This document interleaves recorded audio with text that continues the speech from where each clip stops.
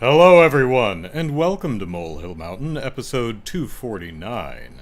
I am Andrew Eisen, your incredibly, ridiculously humble host. So humble, so amazingly humble. Not to brag, but ain't no one more humble than I. So, I have many fun things to talk about tonight. And by many, I mean 3.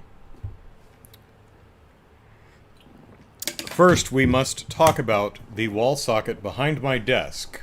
The very same wall socket that all this electronic crap in front of me is currently plugged into. So, as you know, I finally, after months and months and months, got a new graphics card. I plugged it in with a few hiccups along the way. Described that last week. And after the podcast, I looked to setting up, rearranging things so that I could get my graphics card or capture card to fit. So while I'm fussing around, I'm like taking the side of the case off or something like that, and the whole thing turns off. And I go, oh, that's not good. What a touch, what a touch. And I noticed both my monitors were off, and my speakers, and my router, and my modem, and my consoles. I said, oh no. Seemingly everything that's plugged into the power strips I've plugged into the outlet behind my desk. So, each of those outlet or power strips are surge protectors, so I checked them to make sure that they had not been tripped, and they had not. So I took my halogen light, and I plugged it into both of the outlets behind my desk, and it did not turn on, meaning that while I was getting power everywhere else in my house, or apartment, whatever you want to call it, my domicile, I was not getting any power out of that particular wall outlet. Which is a shame, because all my important stuff is plugged into that outlet, don't you know?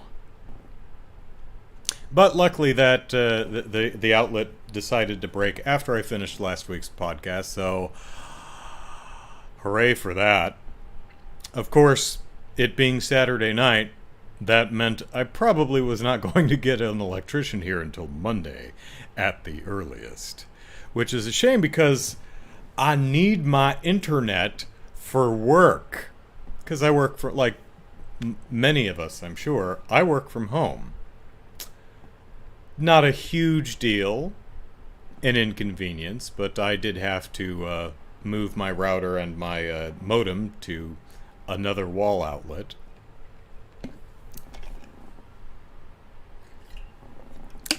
So, I called my landlord the following morning. I said, "Landlord, lord of the land, send to me an electrician who can fix my wall socket." And she said, "Okay, I'll send him over now." Sunday morning, are you sure? And she says, "Oh yeah, he's out working, so I'll have him drop by as soon as he can." Great. So the desk that right here that I'm currently sitting in front of with all my computer stuff sitting on top of it, I have very smartly, I'm humble, remember, positioned it about 18 inches away from the wall so that I can easily get behind it so I can move plugs around and replug stuff. I'm a smarty. Nevertheless, 18 inches, still a tight fit, so I said, alright, and I took all the drawers out of my desk and put them over there, and I dragged the desk back and noticed how white the carpet is underneath the desk, and gave it a good clean. I finally got back down there and just gave the power strips in the back of my desk a good dusting, because they needed it. Also vacuumed where the desk used to be. So, while I was waiting for the electrician to come over, I noticed the light switch on that wall by my front door was in the down position. That light switch just so happens to control that electrical outlet. Which is why I never touch that light switch. Because if I, as many of us are inclined when we go through a door, swat the light switch on our way out. Don't do that here, because that will turn off everything over here where most of my electronic equipment... I've done that once. Once. My sister did that once. Once. I must have done it a second time that night. I don't know how I bumped the light switch, but I did. I must have. Unless it was gravity that finally, after 5 years, pulled the switch, 5 or 6 years, pulled the switch into the down position, but that seems somewhat unlikely to me.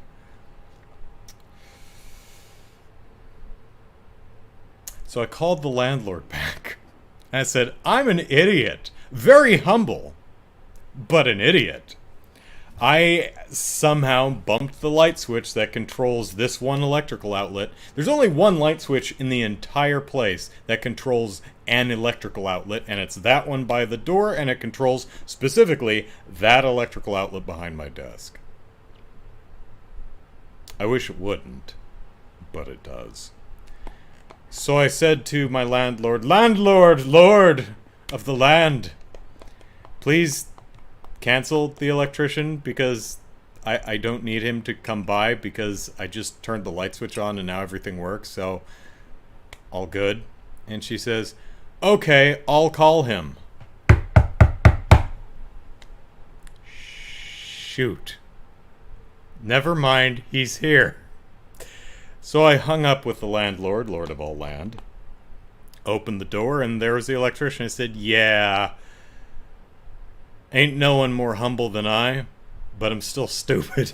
It's just the lights. I turned the light switch back on and it works. I said, all right. And he left. So I put my desk back, I put the drawers back in my desk, I put my router and my modem back where they were, and everything's hooked up the way it was. My capture card and my new graphics card are plugged in.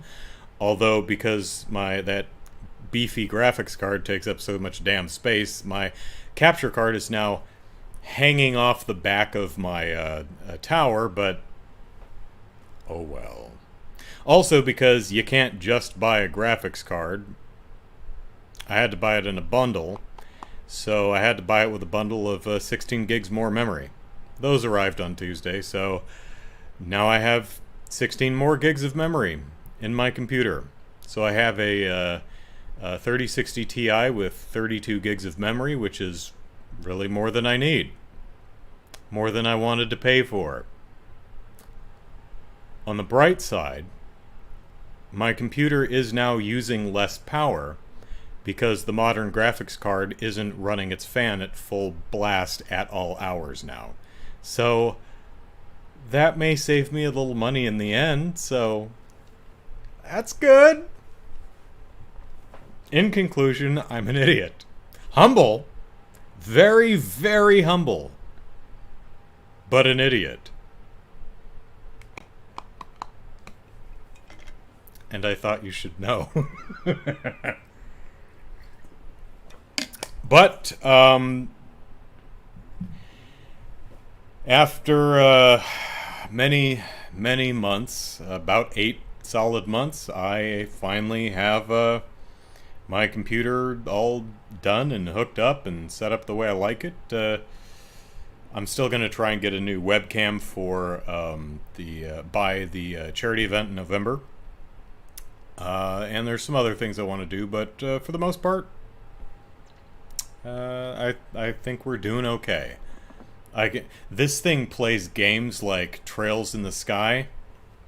Smooth. Hi, Zygon. Alright. So, because I spend money like I have it,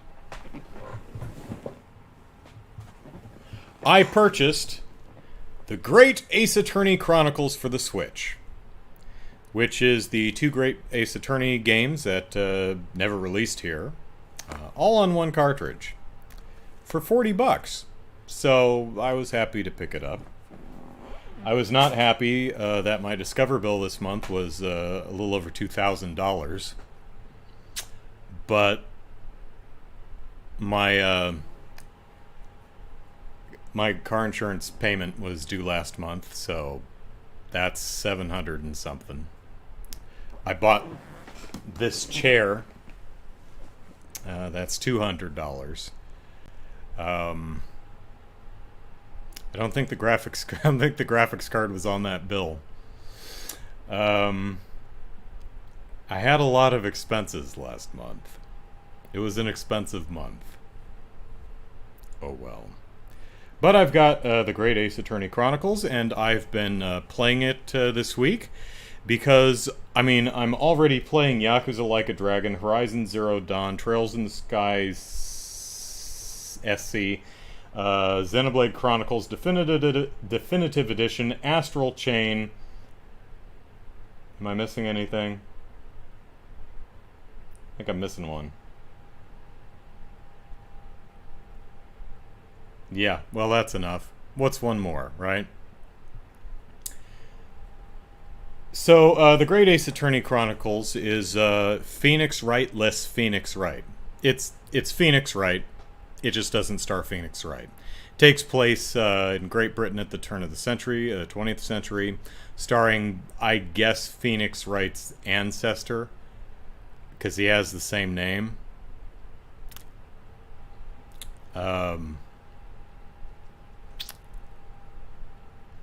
It's good. It's long-winded to a fault, like most of the Ace Attorney games. But what I'd really like to talk about, as you may be able to tell from the title of this podcast, is racism. Because boy howdy, this game is chock full of it. A lot of it. For no good reason that I can discern. So you star as Ryunosuke Naruhodo, something like that. You played Phoenix Wright's ancestor, and he and his judicial assistant travel from Japan to Great Britain to learn the English judicial system. Just about every single person they meet is very, very racist to them. In the casually racist, and I mean that in the casual as in just relaxed and conversational. Like they just offhand it. Not using any particular slurs, but they always refer to your character as specifically Japanese or Nipponese. And it's oftentimes accompanied by adjectives such as shifty, untrustworthy, sneaky. There's one lady that goes on and on about the coarseness and vulgarness of the Japanese language. It's really gross. I've not played through the entire game. I am currently in the middle of Chapter 4. Of 5. To give you an example of what I mean, I just took some screenshots. Because the Switch can do that. So let's look at a few screenshots from some of the characters. Now, keep in mind, this is all from the same sequence in Chapter 4. From the courtroom sequence in Chapter 4. That's when I decided to start taking pictures. Whoop. This is the prosecutor. You Nipponese are a spineless breed, too cowardly to admit defeat. This is one of the jurors. For pity's sake, that little Nipponese oddity already admitted it himself, didn't he? Here's another one of the jurors. And clearly that funny little Nipponese man with the disturbing mustache is the culprit. Same woman. Oh, I really couldn't say. After all, you are foreign. Who's to say what goes through your funny little minds? Back to the prosecutor. Pray, was there a suspicious-looking Nipponese behind you at the time? And that rotten I don't remember who Patricia is off the top of my head, but that rotten Japanese man did what he did when he did the deed. Prosecutor again. Should the court waste any more time on this Nipponese travesty? Humph. Your insignificant little Eastern Isle must be a lawless hole indeed. Another juror. Well, I hope that everyone can see you for what you are now, you little foreign trickster. How long have we sat here now, listening to this Nipponese spouting out his fancy foreign theories? Yeah. So, that's just a small taste of the courtroom scene in Chapter 4. This is throughout the game. Now, the first case in the first chapter takes place in Japan, so there's only one non-Japanese person. Am I right? Well, there's two, but he's dead. So, in the first trial, there is one non-Japanese witness, and she's very racist. Then you get on a ship to Great Britain. It's a Russian ship. They're all very racist. Then you get to Great Britain in Chapter 3, and everyone is very racist towards you. Why? Why?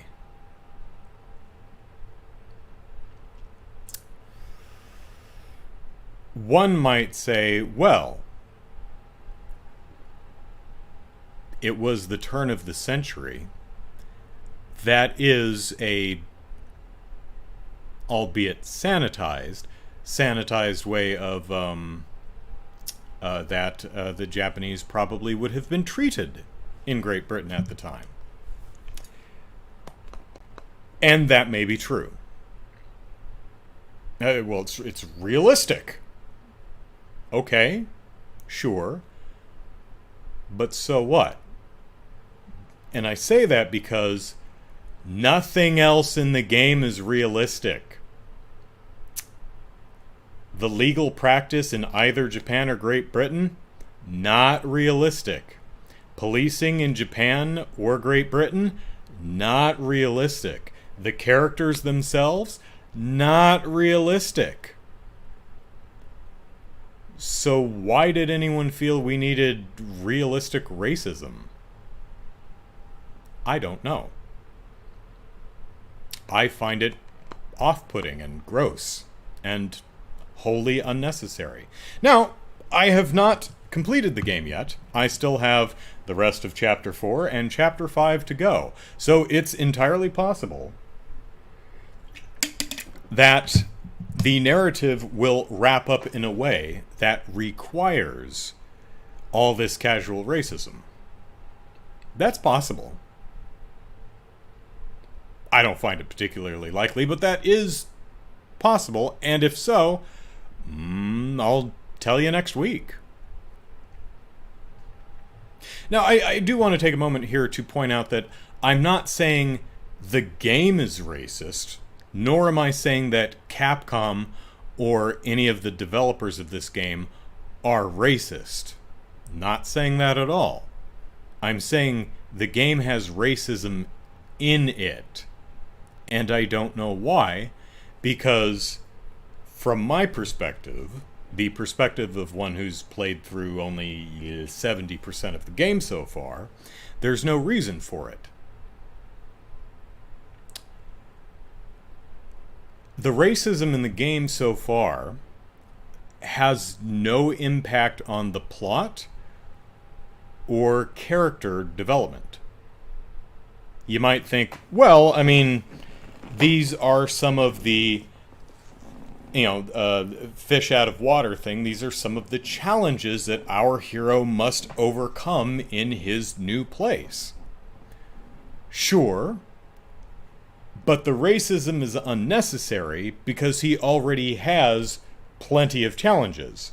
He's in a brand new country he's never been before, to a language speaking a language that he speaks but is not his primary tongue.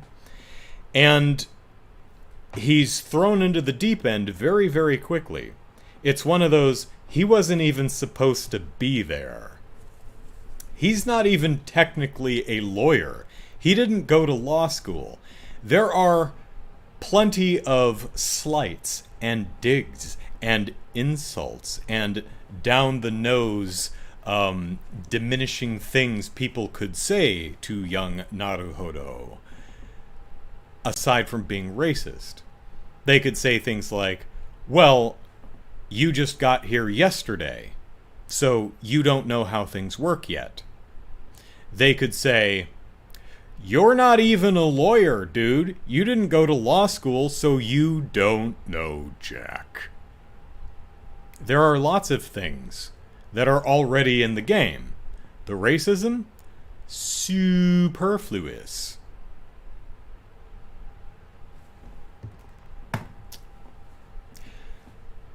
Also interesting, so far the characters don't really react to the racism. It just kind of bounces off them, which is admirable, I guess. But for example, this particular sequence here. Oh, I really couldn't say. After all, you are foreign. Who's to say what goes through your funny little minds? As I recall, Ryunosuke Naruhodo responds to that with an internal monologue. He doesn't say this out loud. He says to himself something along the lines of, if you knew what was going through my funny little mind, you certainly wouldn't be laughing. Other than that, that is the most any your player character or his judicial assistant will stand up for themselves.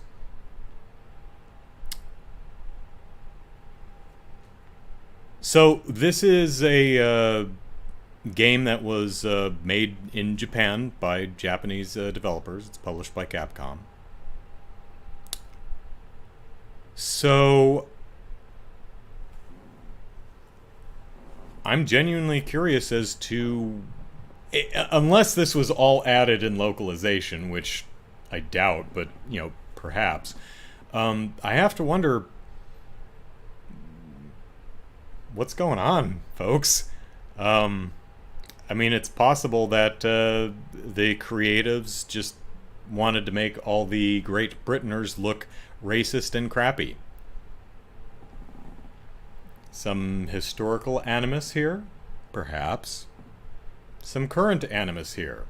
Perhaps. Well, these games are several years old now, but modern day animus? Perhaps. Whatever the reason, so far as I've seen, again, only about 70% of the way through the game, there's no narrative or character reason to have the racism in here. And the realism argument doesn't fly, for the same reason that misogynistic dipsticks who complain about the presence of women in, whatever military shooter don't have a leg to stand on. There's women in my military shooter. Women were never in wars. Well, aside to the fact that, yeah, they were, it's just not realistic.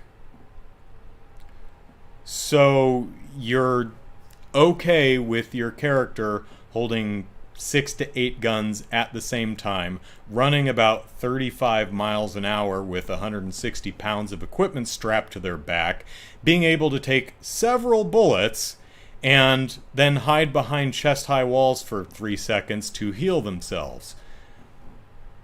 All that is fine, but women in the game, that's where you draw the realism line. Huh?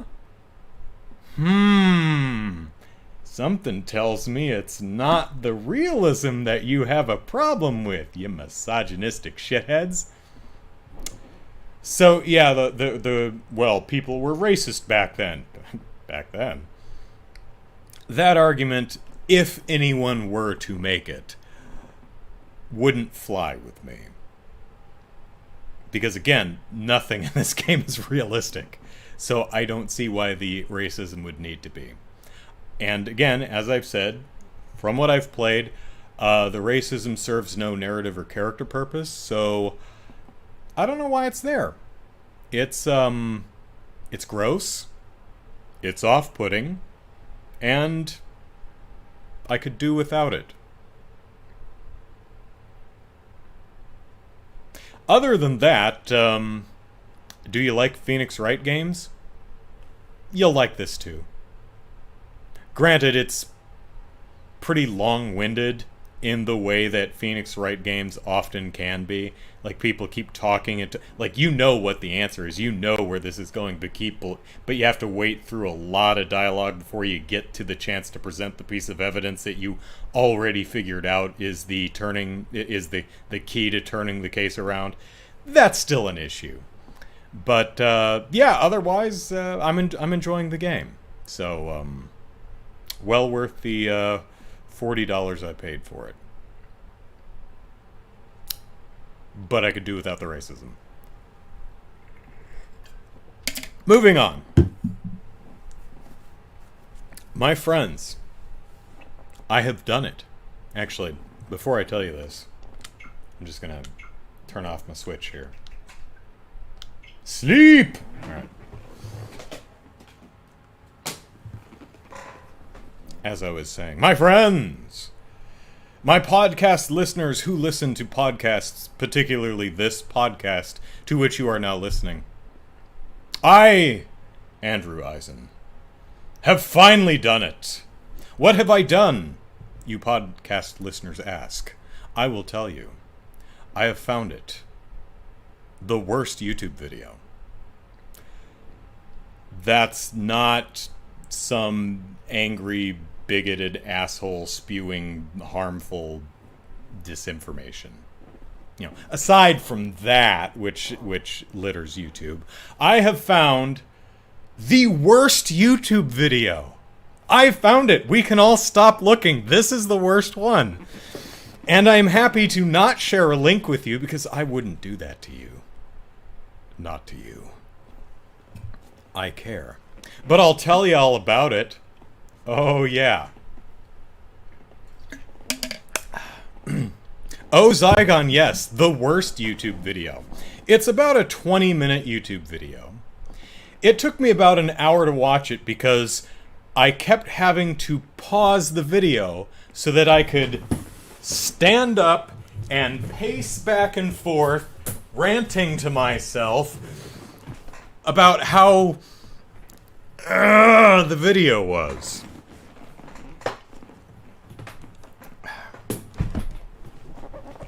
I am enjoying my new chair, and I'm glad because it's $200. I better enjoy it. So this video,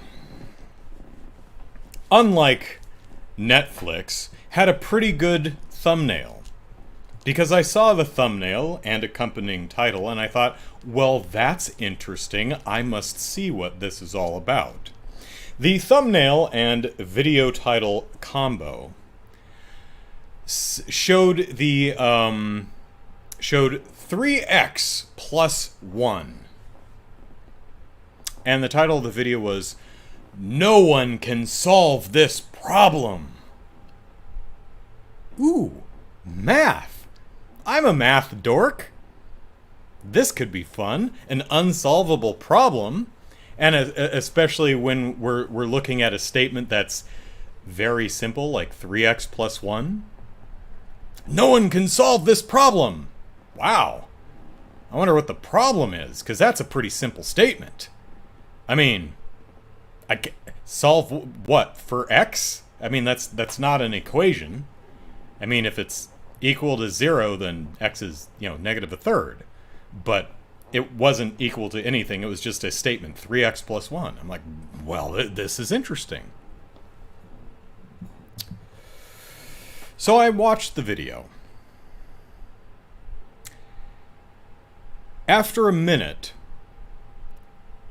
the video had failed to present what the problem was that nobody could solve.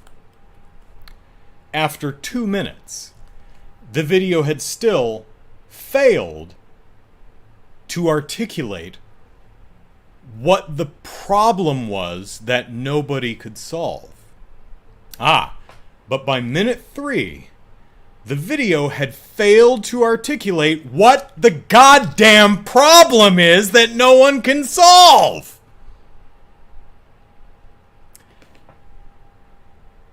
As it was with minute 4, and 5, and 6, and 7, and 8, and 9, and 10.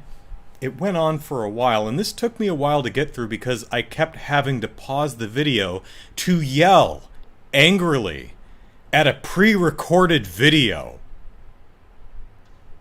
Alone in my apartment. Imagine, if you will, this ridiculously humble person standing up, pacing angrily back and forth, yelling at a pre-recorded video on YouTube about math. Yeah, that's while I was supposed to be working. This was during work hours. So, okay, what is the video about?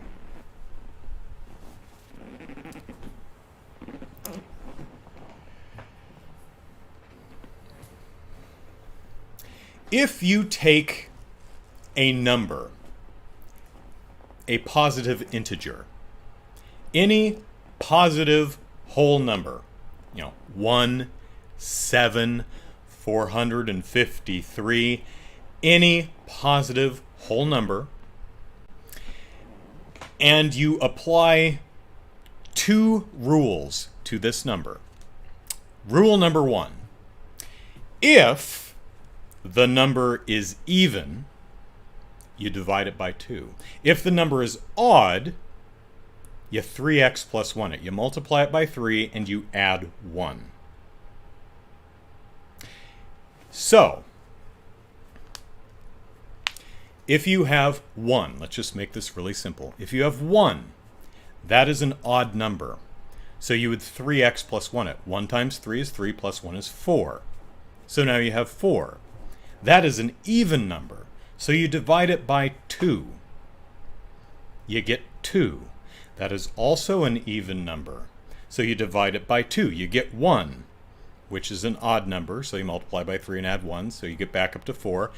And it will continue in that 4-2-1 loop. Now, it turns out any positive integer that you apply these rules to will eventually come back down to that 4-2-1 loop.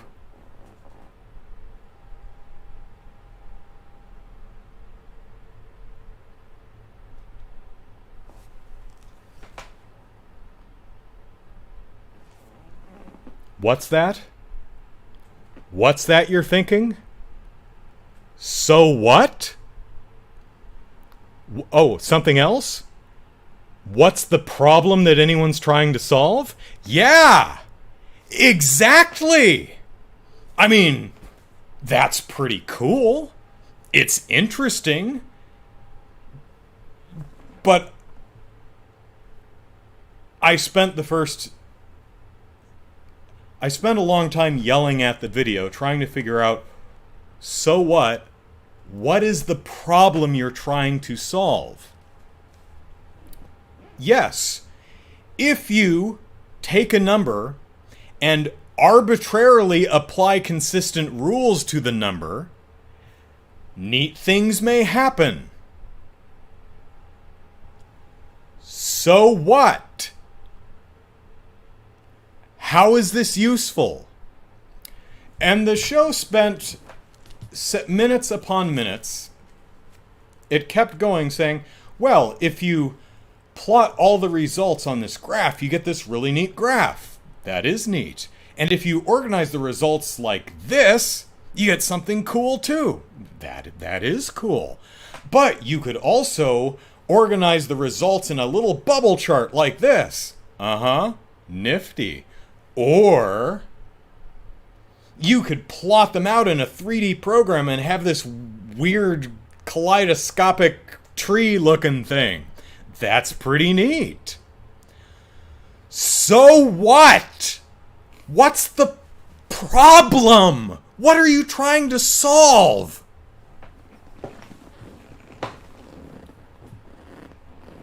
I am sure that the majority of you, at some time in your lives, have seen a magic trick that goes something like this. Pick a number. Any number you like. Any positive integer you like. Don't tell me what it is. Just think of that number. Do you have it? Okay. Now, multiply that number by this number. Do you have the answer? Okay. Now divide it by this number. Do you have it? Okay. Now add this number. And do these successive operations until I tell you to stop. Okay. Your number is 7!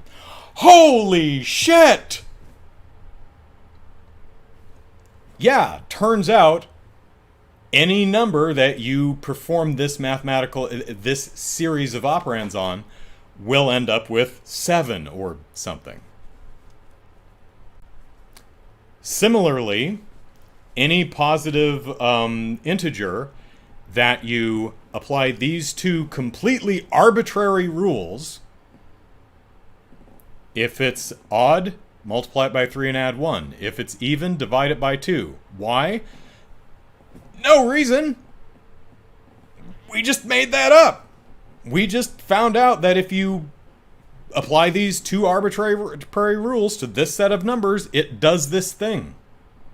And they went on and on about this for 11 or so minutes before, to their credit, I suspected what the issue was, but they finally got around to telling what the actual goddamn problem that anyone was trying to solve was. Zygon thought of 7 right off the bat. You actually guessed my number. What the hell? You're a wizard. Math.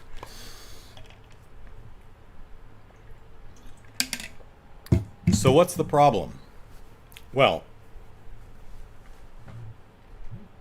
earlier I made the statement that any positive integer that you apply these two completely arbitrary rules to, eventually you will end up back down in that 4-2-1 loop.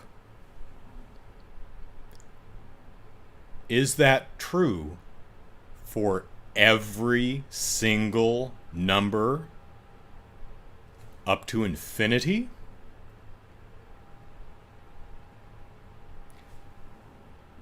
That is the problem that no one has been able to solve yet. We've figured it out to about 2 to the 154th or something like that. Some ridiculous. We've apparently brute forced it out to a number so long we might not even actually have a name for it. And it's consistent from 1 to a very large number, but does that mean that... But that doesn't prove that there isn't a range or a single or number or a couple numbers here or there that don't break that pattern. And so far, we've not been able to determine if that is actually a rule, or if some range or some numbers actually break that rule.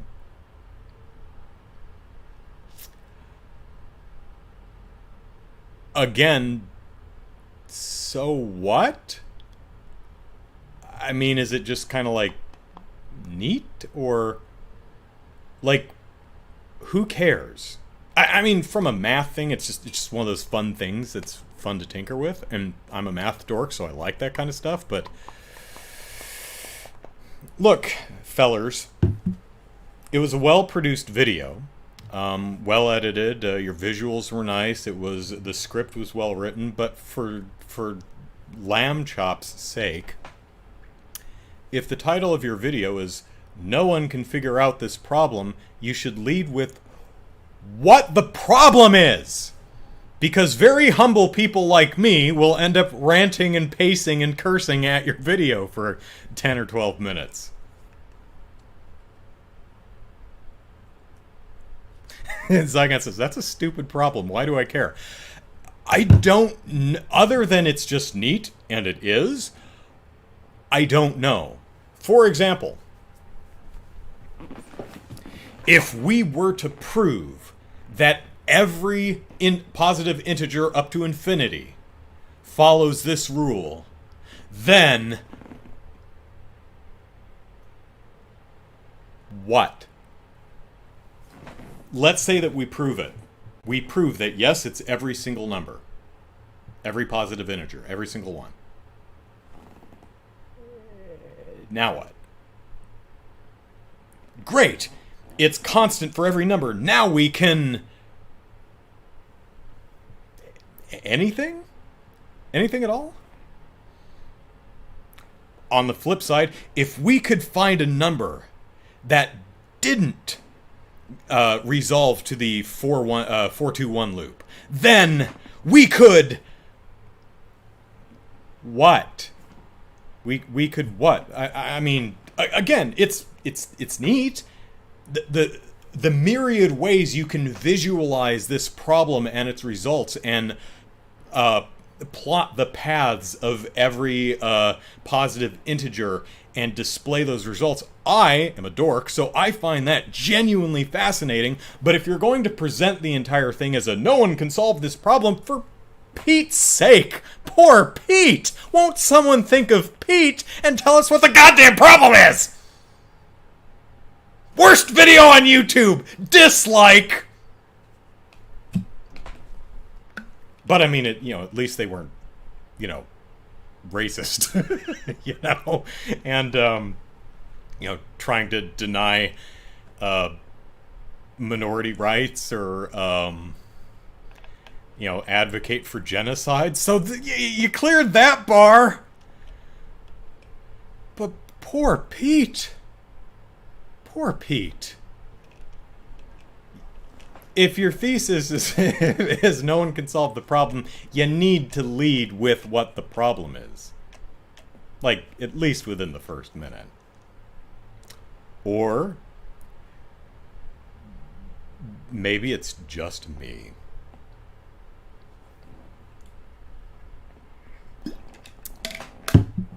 Now, do I find it interesting that we have brute forced this problem out to a number with 137 digits, and say, yeah, from 1 to this ridiculously long number that we don't have a name for, it's consistent.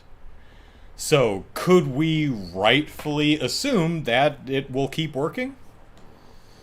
Well, no, because as large as that number is, so from 0 to that ridiculously large number, that distance pales in comparison to where infinity is. The amount of space between that humongous number and infinity is a lot bigger than 1 and that really big number. Which is kind of hard to imagine. So, aside from the, hateful racist stuff that's all over YouTube, maybe you want to do something about that. Just a thought.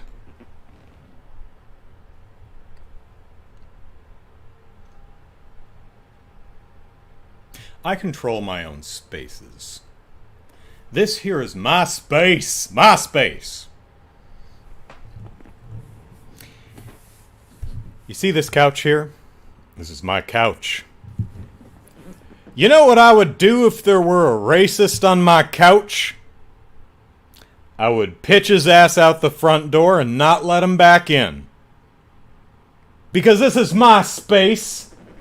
My space. Bigots are not welcome in my space. Bigots will be shown the door, and then pushed through it, and not be welcome to return. Because this, all 800 square feet of it is my space. I lease it, but it's still mine, and I control it.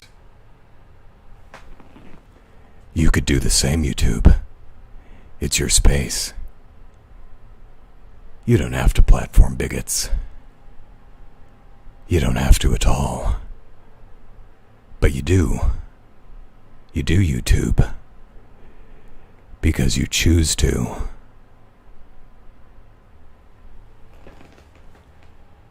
Do you know what that means? It means that I, the world's most humble person, am better than YouTube! And this 3x+1 video is the worst video on YouTube. Because it made me mad.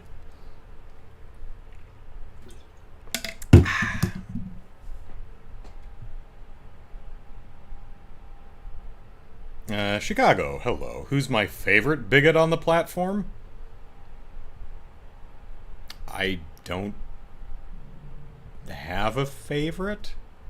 I mean, occasionally YouTube, or its algorithm, for some reason thinks that I would be interested in watching, rant videos by, angry, bigoted assholes. I don't know why. Maybe I just look like the kind of guy that would enjoy that, but it really pisses me off. I find that very insulting. I find it very insulting when YouTube's algorithm says, that Andrew guy, I bet he wants to watch a racist rant. No, YouTube. No, I don't. I don't know if you've noticed, but every time you recommend racist assholes to me, I click on the little 3-dot thing and I say, don't recommend channel. Are you picking up on the pattern here? I don't know why you occasionally recommend that garbage to me. I find it offensive. As I've told you many times before, YouTube, I would put up with all of your garbage. Like the fact that you lie about the contents of my video in order to demonetize it. You lie about the contents of my video in order to demonetize it. I don't know why you do. I don't know why you would care. But I would put up with that crap in exchange for just stop platforming hate speech and harmful disinformation. Just stop doing that.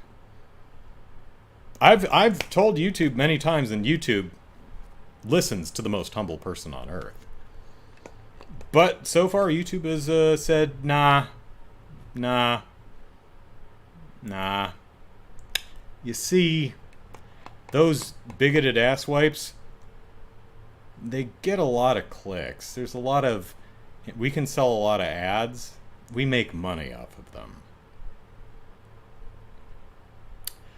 Again, my couch. If there were a bigot sitting on this couch, a bigot who is making me money, you know what I'd do? You know what I would do with that money-making bigot? I would throw them out the front door. Because I don't allow bigots in my space. I don't care how much money they make me. Oh, what would poor YouTube do if it couldn't promote bigotry and hate speech and harmful disinformation? I mean, you could just promote literally anything else. I mean, YouTube, you honestly have the power to make popular whatever the heck you want to make popular. Just recommend non-bigoted stuff. I mean, literally anything. Makeup tutorials. Retro toy reviews. Live blogs from podiatrists.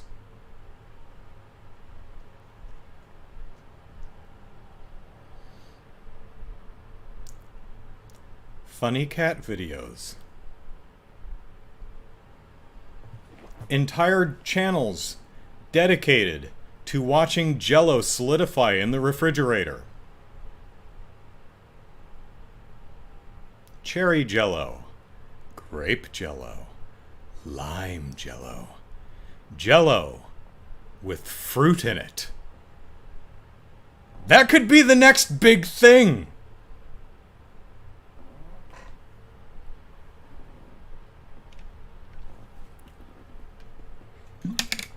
Have I mentioned how humble I am? Because I am. Chicago asks, how can you have a favorite bigot? I honestly don't know. Bigot I dislike the most? Honestly, I rarely will name any of these people because I don't want anyone to go searching them out. I don't want anyone to ever know who they are or what they say. So I'm usually by the time I get around to bitching about it on Twitter or my podcast, I've forgotten what the last one was that I had to don't ever recommend this to me again. Nasty letter on Twitter or email or whatever. Even if I did remember, I probably wouldn't say, just because I don't want to give people who cause genuine harm any attention or anything that could possibly translate into hurting more people. That's how I feel about it anyway. That kind of answers Zygon's follow-up. Who are they recommending that's a racist?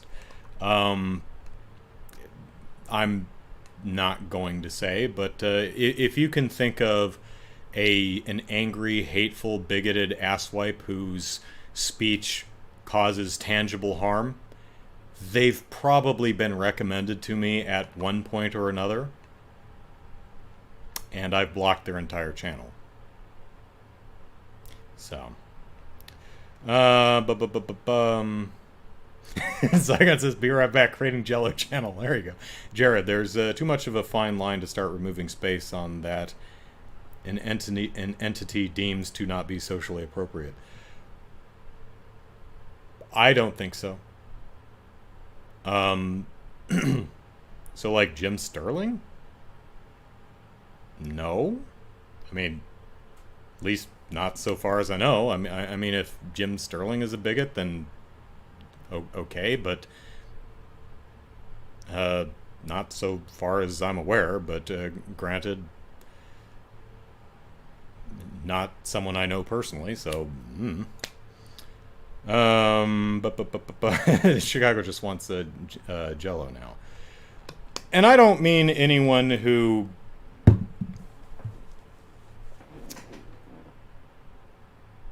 says something racist or sexist out of ignorance. You know, we all say dumb things because we're thoughtless or because we didn't know any better, even though we should have. And I'm all for people learning from their mistakes and growing from them. That's not the kind of things I'm talking about. But I'm talking about people who disseminate hatred, hate speech, and bigotry, and advocate for,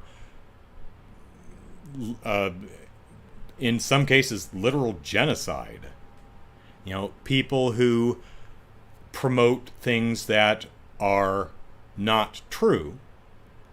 And again, I want to be clear, in case there was any concern, that I'm not talking about anyone who has a different opinion about, like, the quality of a movie. Like, if someone had a different opinion of The Suicide Squad, which I've not seen either of them. I actually had an opportunity to see it a week ago, 2 weeks ago. There was an early screening I was invited to, and could have seen it, would have liked to see it, but yeah, I'm not gonna be in a theater elbow to elbow with other people. just not comfortable with that, which is a shame because I really would have liked to see the movie. But yeah, I'm not talking about. A lot of times I will hear from people, oh, you just can't stand people with a different opinion. In and of itself, no. Ghostbusters is my favorite movie. I'm sure there are plenty of people on Earth who don't like Ghostbusters. Some maybe even passionately. Oh, Ghostbusters, I hate that movie. It sucks! I don't hate that person or dislike them or want them to be banned from social media. In fact, that's someone I'd be genuinely interested to talk to.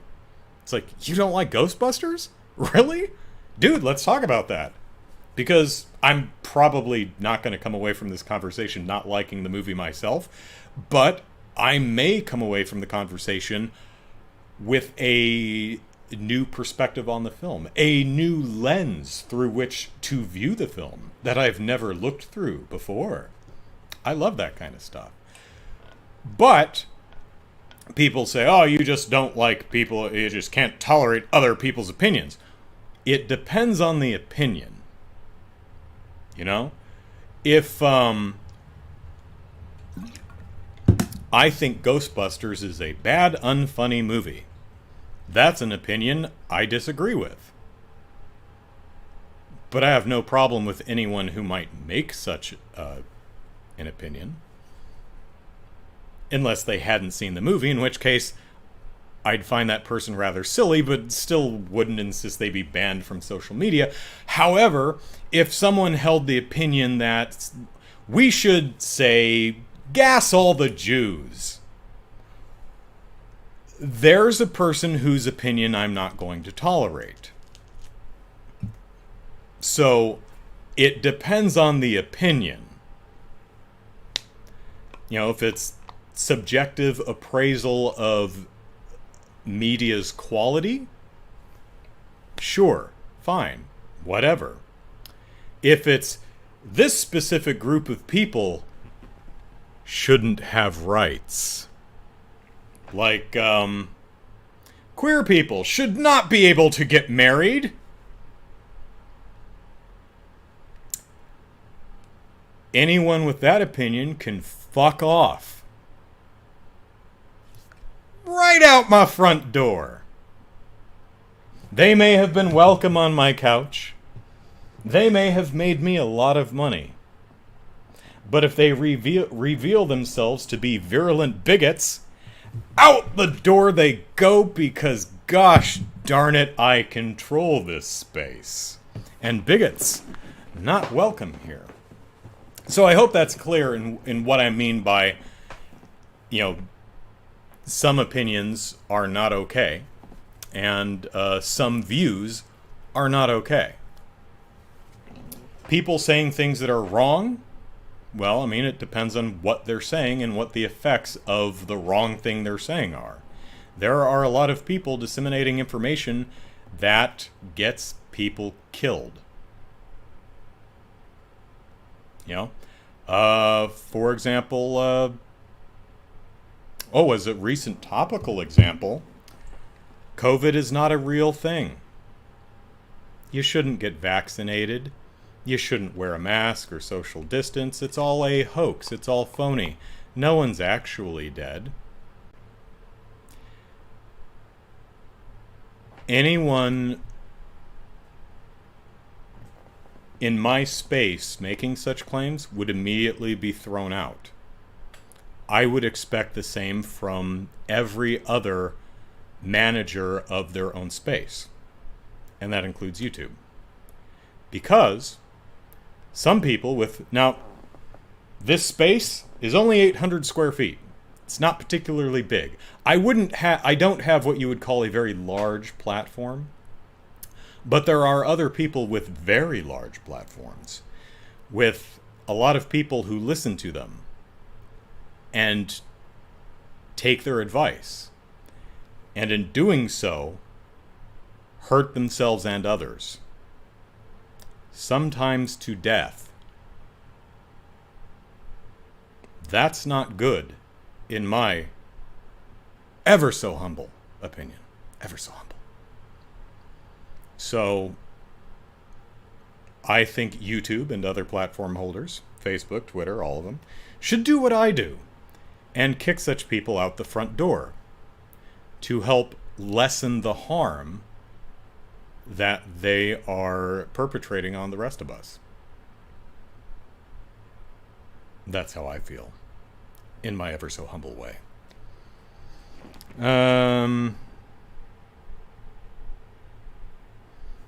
Jared says, when it comes to censorship and people, or rather, when it comes to censorship, people have the right to be an asshole, and the internet is supposed to be a place of neutrality. You do have the right to be an asshole. You do not have the right to a platform. That's what I'm saying. If you want, there are exceptions, but generally speaking, you can say,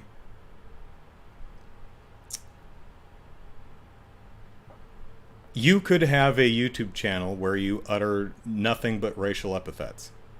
Just slurs all day. You could do that. It's not illegal. And it's a very asshole thing to do. However, you are not owed the platform on which you do it. Now, you want to host your own video platform, build your own thing and do it yourself, you can do that. If you want to go stand out in a public space and spit slurs all day, there might be some ordinance you're violating in that case, but I hope at least my point is getting across. You can do that. But you don't have a right to any of these platforms because they're owned by private companies. You are allowed to do whatever you want on these platforms so long as one, it's legal, and two, the platform holder allows it. So I don't agree with anyone should be able to say anything anywhere at any time. Along the same lines that I don't believe anyone should be able to hurt anyone that they feel like hurting. And if your words, your speech, have the effect of hurting people, especially if that's your intent, then there should be consequences to that. And I think losing your YouTube channel or your Facebook or Twitter account is like the bare minimum that should happen to a disgusting scumbag who says things that cause harm. Because you shouldn't cause harm. Because it's harmful, you see. I'm very good at explaining things. Let's see. Jared went on. Where things that are not illegal should be able to exist, and I classify YouTube under the internet umbrella. I think I covered that. I disagree that as long as it's not technically illegal, it should be okay. And again, at no point have I ever been speaking about legality. I've been talking about what is right and proper in my ever so humble opinion, right? I'm not saying that, racist, bigoted dipshits should be jailed for being racist, bigoted dipshits. But nobody should want to platform a racist, bigoted dipshit.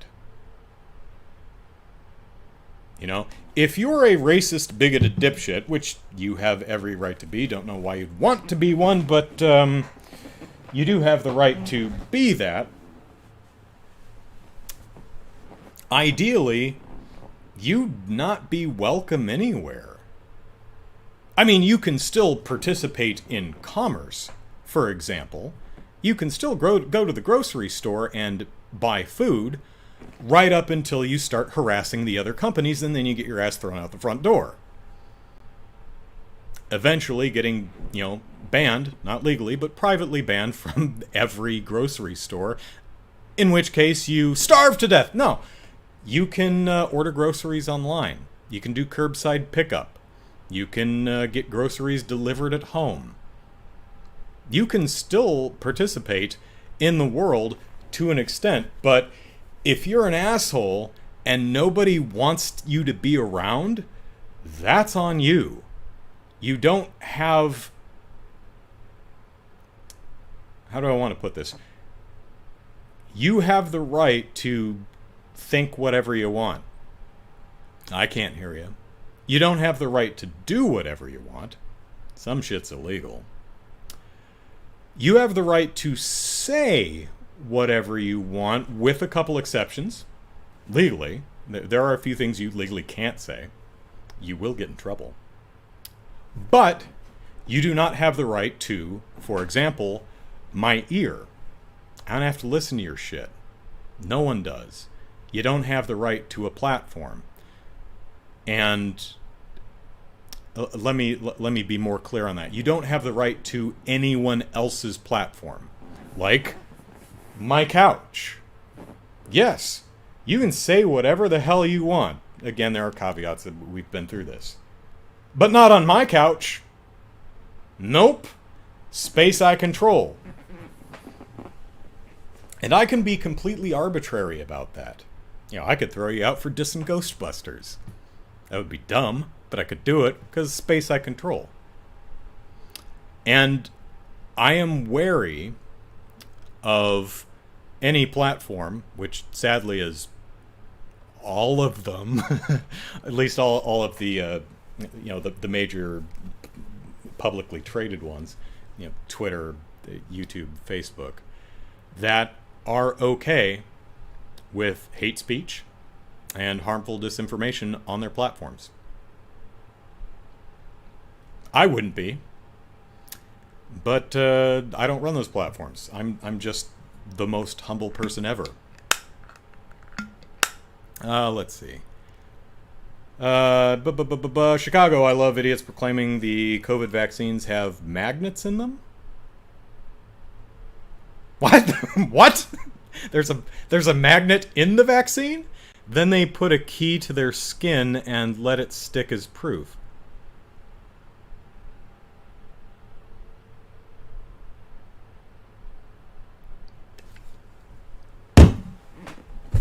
Excuse me for one moment, won't you?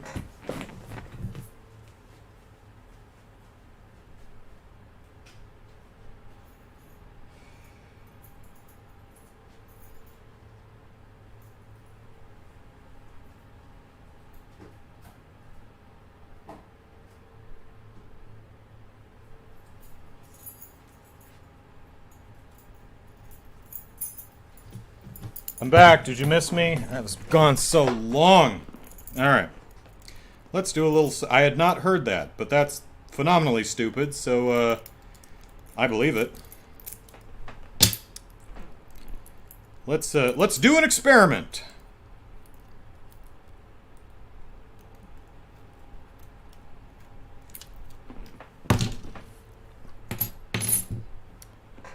Magnets. See? Magnets. See how strong those are? Magnets. Alright, so... magnets. Key.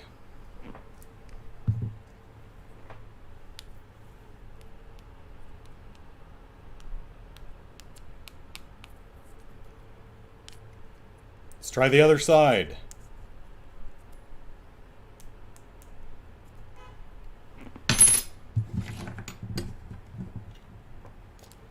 Lots of keys. Magnets.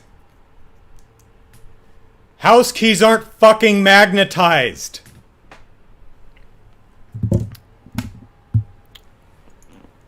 However, the key ring, that's magnetized.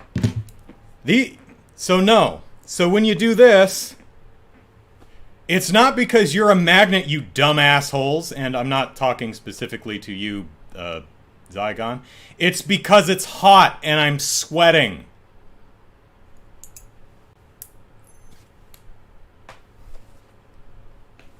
Whoop, I lost my key. There we go. Oh no, I'm a human magnet now. It's because of a magnet in a vaccine? Weird how it's sticking to my sticky, disgusting, sweaty face. But it won't stick to a magnet.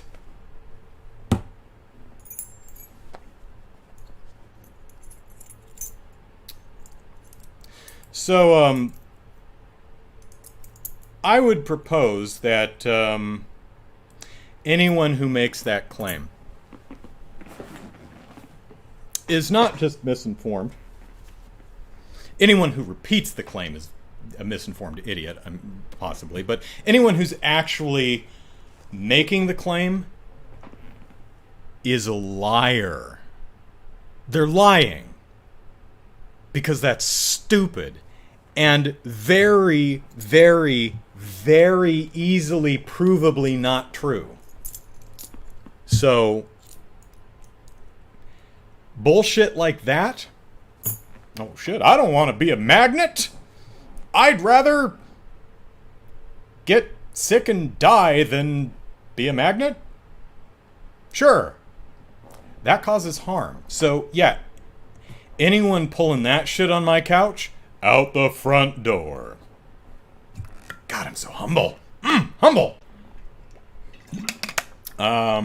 Let's see. What about book bans? Do I agree with stuff like the Anarchist Cookbook and Uncle Tom's Cabin being banned or burned? I'm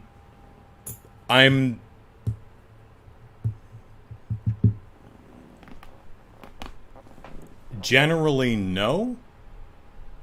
It depends on the content. For example, something like Uncle Tom's Cabin, if I'm remembering correctly, it's a book and it's just racist. There are academic reasons for such books to be available. So, no, I don't agree with book burning or book banning. However, something like the Anarchist Cookbook, which I'm going to guess is a book that teaches the user how to make bombs and stuff that they could use to hurt other people, or specifically to hurt other people, I would think that any library, no publisher would want to publish that book, that no library would want to stock that book, that no bookseller would want to sell that book, that Amazon wouldn't want to carry that book. I would think. And, it's the same thing with, there might be some, outlying exceptions. For example, like a book that was just a list of other people's personal information.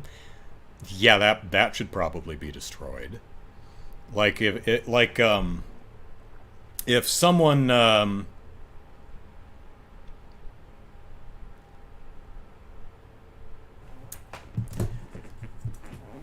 do you know how many dick pics are on this phone?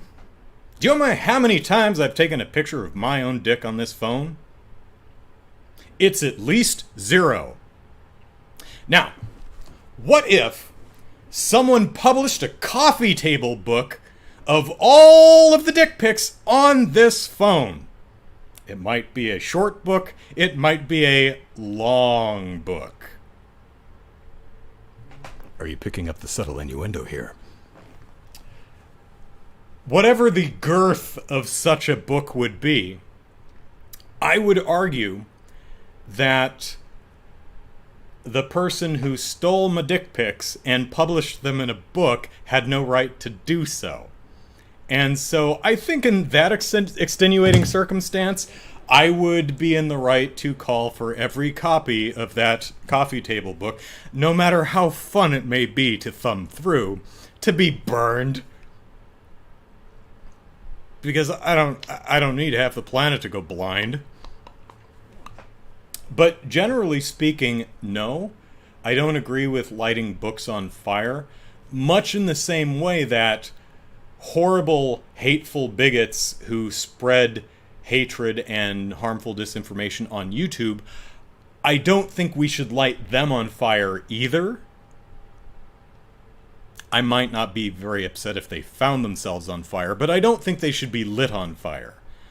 I just don't think anyone should give them a platform, because that just helps them hurt other people. And I don't think anyone should want to help anyone hurt others. Let's see. River, hello. Platform owner has full control over content on their platform unless Section 230. Section 230 gets changed by a congressional act. The status quo is here. Section 230. Section 230. I would say of what, but I probably don't. I don't know what that is. Probably like one of the communication acts or something like that. But Twitter has said within this year its platform is a right.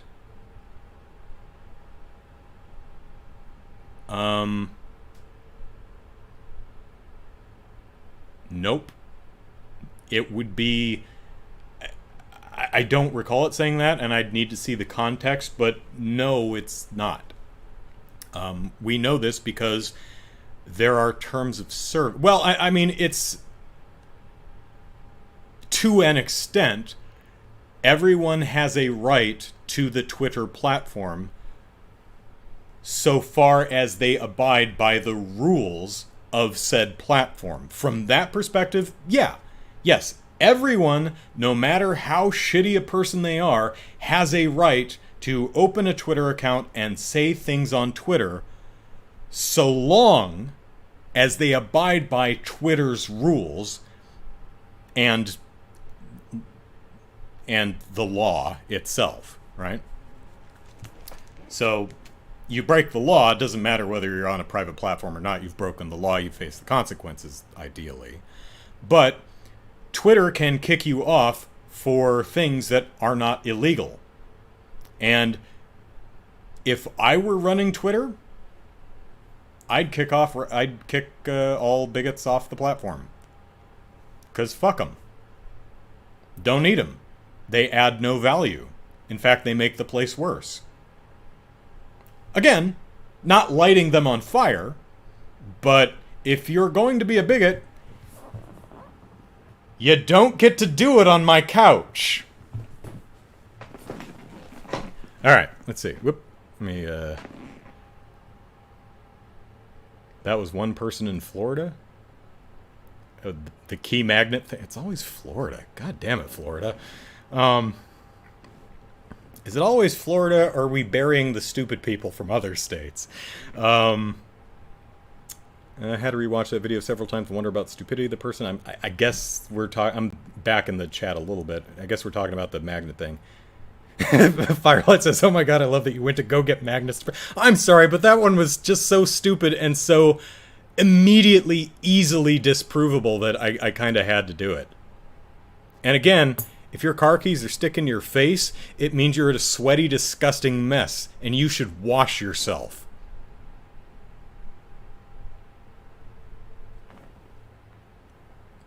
It's hot in here. And I dress like an asshole, so... let's see. In regards to YouTube recommending content, if you clear your watch history and search history on your account, you reset what is pushed to the main page, top page. Fair point, fair point. On that note, I would genuinely be curious what it is I'm watching that makes the algorithm think, that boy wants to see some angry, bigoted rants. What? I watched a math video. No. You're You're a straight cisgendered white dude who likes video games and comic books. You probably want the bigotry. No.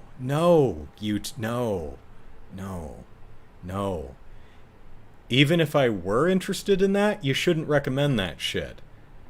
Again, my ever so humble opinion. You shouldn't platform it either. 'Cause I wouldn't. You can currently see there are no bigots on my couch. I dare you, go back through the entire archive of Molehill Mountain, the entire archive of Super Podcast Action Committee, which actually predates this couch, but that's beside the point. Well, back in those days, there was a bed behind me. Bigots ain't allowed in my bed either. I don't care how sexy they are.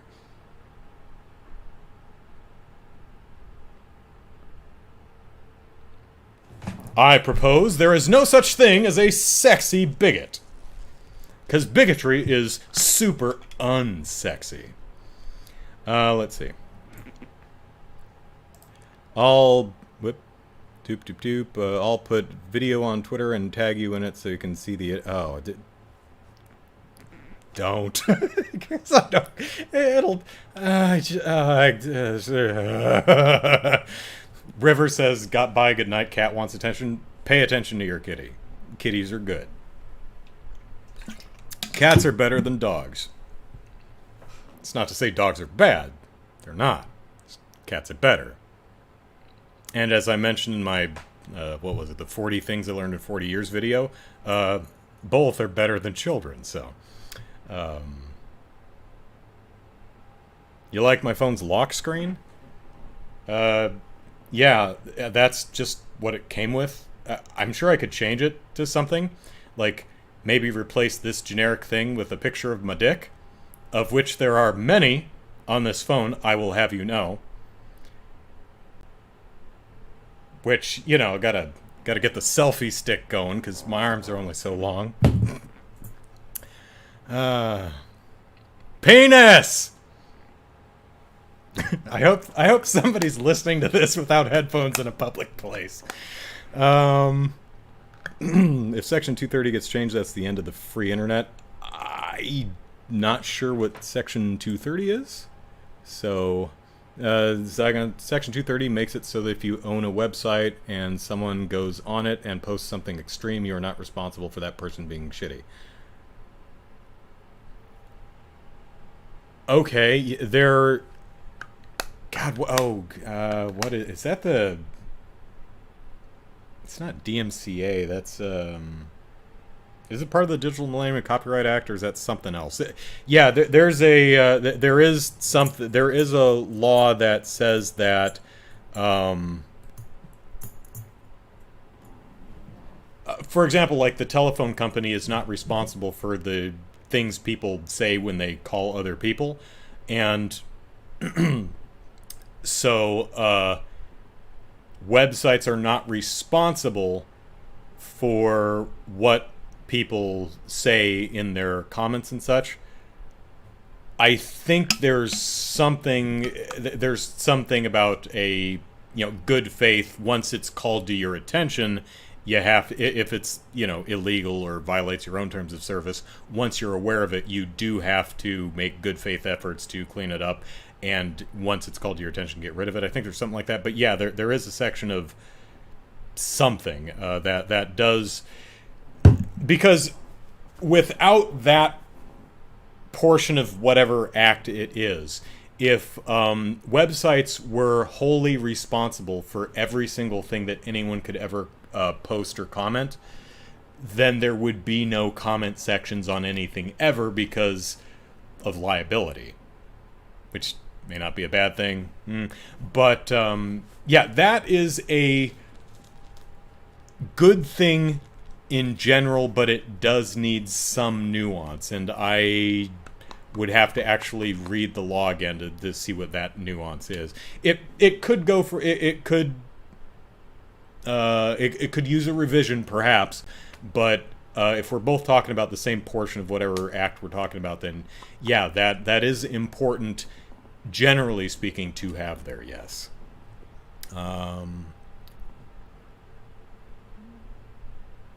Chicago said, since I came in late, I didn't get to see what racism Ace Attorney has in the game. Our titular Ace Attorney moves from Japan to Great Britain, and everyone there refers to him by his nationality and usually prefixes it with a very mean-spirited adjective like shifty or distrustful or duplicitous or small-minded or crude or something. You know, most of the English characters in the game are constantly, oh, you shifty Japanese person. You know, it's that kind of stuff, and it's persistent and pervasive and really, it's gross and unnecessary. At least I'm 70% of the way through the game, and there's, so far as I've seen, there's no narrative or character reason for it to be in there. Other than that, the game's pretty good.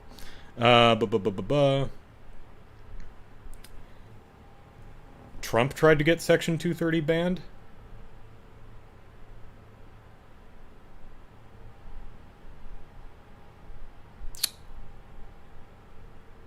Why?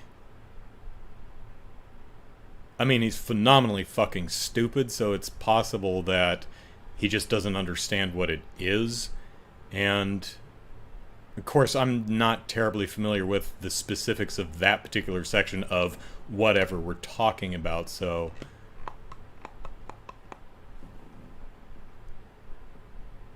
If I had to guess, and again, I'm going off of fractions of information here, so please cut me a little slack. My guess would be I'm going to get rid of Section 230 so no one can say anything mean about me. That would be my guess. Based on little and possibly incorrect information, so. But luckily, he's not president anymore, so he can't do shit. Or, well, I mean, he's actually causing a lot of harm, but can't do anything with, legal acts, and can't do executive orders and stuff right now. So, that's something. And can't say anything on Twitter, except through his sock puppets, which you're not doing anything about Twitter. Or at least weren't the last time I looked.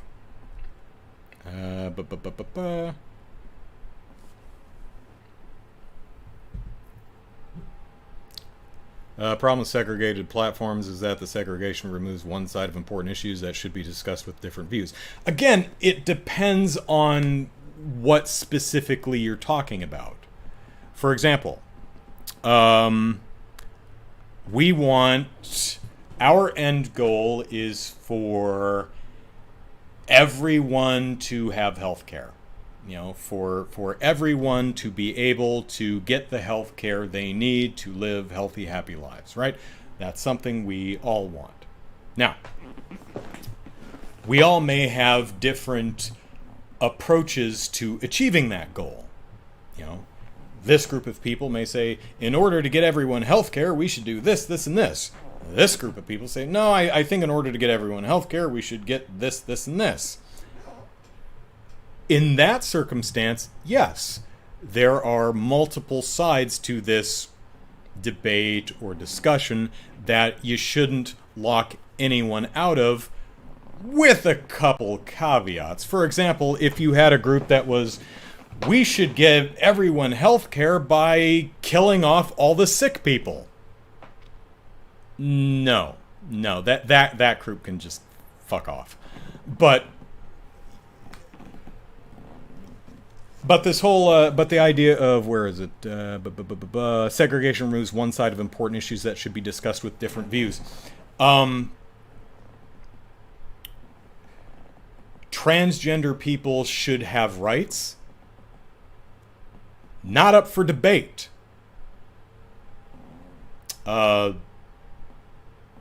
Queer people should have rights. Civil rights in general. Not up for debate. I'm not debating someone's civil rights with you. We don't debate that shit. That's not something we need. That's not a legitimate Communications Decency Act, Jared. Thank you. Excellent. Right. Okay. So Section 230 of the Communications Decency Act. Okay. Yeah, I knew it wasn't Digital Millennium Copyright Act. That sounds right. Yeah. Okay. But yes. No one should be locked out of a genuinely good faith discussion. That I agree with. But anyone arguing that queer people should not exist? No. Fuck off. That's not up for debate.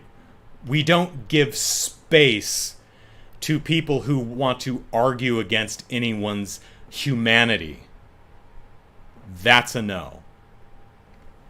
So, I don't think it's wise to... I mean, these are certainly extenuating circumstances and caveats that, these should be the fringe cases that everyone's like, oh, well, yeah, that, obviously. But in general, you don't want to, lock out any viewpoint because you might get something valuable, at least in part, that may help you achieve your goals. And that's true, again, as long as our discussion/debate participants are approaching in good faith and are... No, I think that covers it. Are approaching in good faith. There is no value to be had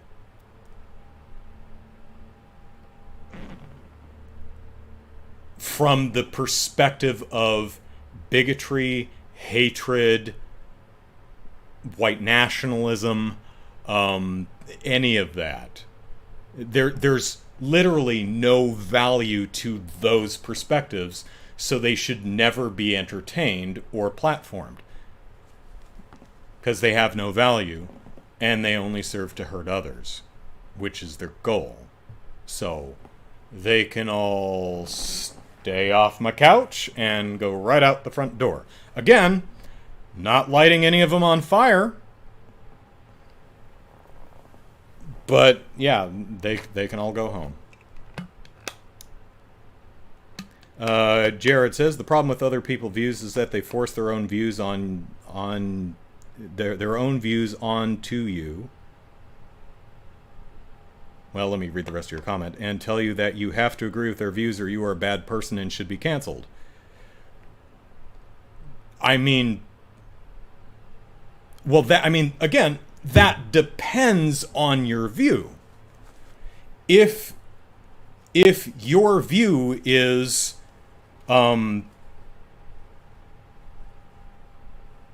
everyone should have civil rights, and you disagree with that view, well, that's a problem. To be more specific,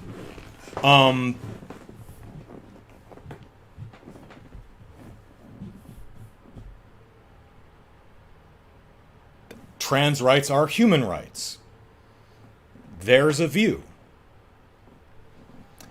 If you don't agree with that view, your view is trans people are not human. Or trans people should not have, at the very least, all the rights you enjoy. In which case, yes, you are a bad person, and you should be canceled. Canceled meaning no one should listen to your dumb ass. Again, it doesn't mean light anyone on fire. It just means you are a bad person and you should suffer the consequences of being a horrible, hateful bigot. Which would include no one wants to hang out with you because you're a horrible, hateful bigot. So, yeah. But I do hear a lot of people say, oh, you're forcing your views down my throat. No. I mean, again, it depends on specifically what you're talking about. Trans rights or human rights. That's not a view being forced down anyone's throat. That's just a fact. It's just correct. And even if you are a horrible, nasty bigot and for some reason don't like trans people, which, again, you suck, but I don't think you should be lit on fire for it. Trans people having rights doesn't affect you at all. So just fuck off. I mean, probably one of the easiest examples that pretty much even the bigots, well, a lot of the bigots have moved on at this point, is gay marriage. Fairly widely accepted today, but I'm old enough to remember having to vote. God, what was it here? It was here in California, too. I think I had to vote against a proposition that would have made gay marriage illegal. I think that's what... I may have that completely backwards, but I think it was like Prop 8 back in... Jesus, somewhere between 2005, 2010, somewhere around there. There was this disgustingly bigoted, hateful law that was essentially saying that gay people shouldn't be able to get married. It's been 15 some years. Give me a break. Can't remember it. Now, some people, hateful bigots who no one should listen to, don't like the idea that anyone other than a dude and a dudette can get married. Tough shit. And here's the prescient part of that. Whether I marry a dude has absolutely no bearing on your life at all. It doesn't affect you at all. It only affects me and my happiness. So if you don't want me to get married to the person I love because the person I love happens to be the same gender as I, or at the very least is not female, the only possible reason you could feel that way is you're a shitty, hateful bigot. In which case, fuck you. Because, as we are all well aware, let me attack this from a different standpoint. If it were the case, it is not, but let's pose a hypothetical here. If it were the case that there were a finite number of marriage licenses available, well, if we allowed the gays to marry, then they'd be taking up some of the marriage licenses, and there might not be enough left for us straights. And that wouldn't be fair. So I'm only against gay marriage to make sure that straight people like me can get married. That would be an argument. But that's not how it works. Marriage licenses are infinite. It's not a zero-sum game. Other people getting married does not affect you. Unless you're a hateful bigot. In which case, again, fuck off. So, really long way of saying that there's nuance, right? You know, generally speaking, we should want to hear other viewpoints. Generally speaking. There are viewpoints we should never fucking listen to, absolutely. You know, like... how should we do this? Genocide. No. No, genocide is not the answer. We don't do the genocide. That's an example. I mean, that is a hopefully a extreme example that would never functionally come to pass, but that is an example, hyperbolic as it may sound, that's an example of a viewpoint that no one should ever listen to. So, while I agree in spirit and in general with broad statements that Jared makes along the lines of we should not be shutting at, we should listen to other people, we should listen to different perspectives. I agree, with a couple exceptions. And I think there's always a couple exceptions to everything. Free speech, for example. We have free speech. We can say whatever the hell we want. With a couple exceptions. There are, and I'm talking about legal free speech. There are, the government shall make no law, whatever it says. You can say whatever you want. There are a couple actual exceptions to things you can't actually say. But in general, yeah, I do agree with the basic tenets of, we should listen to other people, and we should appreciate different views, and we should be willing to see things from other people's perspectives. Hell, that's some. I have to put the keys back in the key ring now. That's something I struggle with myself.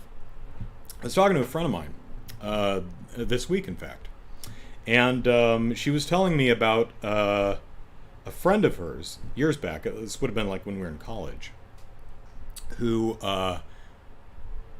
who was speeding in their automobile and went to jail. And I thought, well, that's odd. Was he doing? Did he have like an outstanding warrant, or was he drunk, or what? Was this like the third strike and he's out? And she said, no, Andrew, he just wasn't white. And I was like, yeah. Different perspective, you see. So different perspectives are important. I was talking about Ghostbusters earlier. I would love to talk to anyone who genuinely doesn't like... Ghostbusters is my favorite movie, but I genuinely love to talk to anyone who doesn't like the film, so that I could see it from a different, valid, good faith perspective. And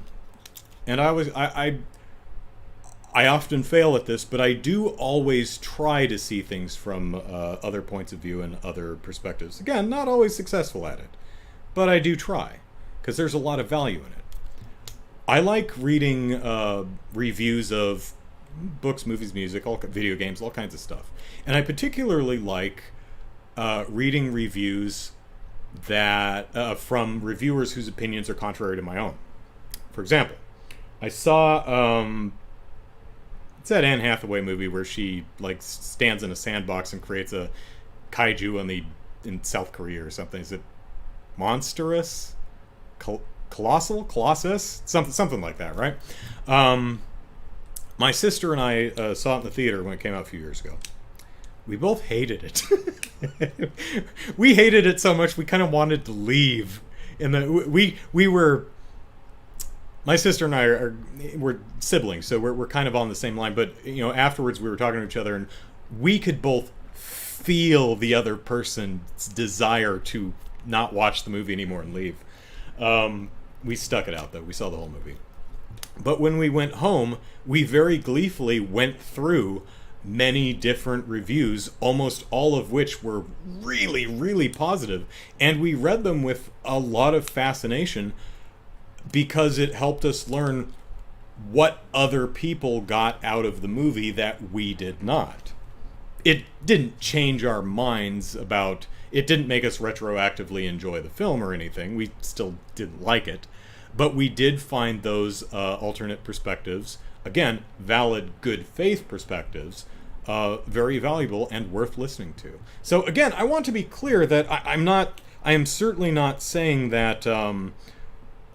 we should deplatform any opinions that are not mine. But there are definitely wrong opinions, and there are harmful opinions. And there are wrong and harmful solutions to legitimate problems. Like, for example, here in San Diego, we have a fairly large number of unhoused people here in San Diego.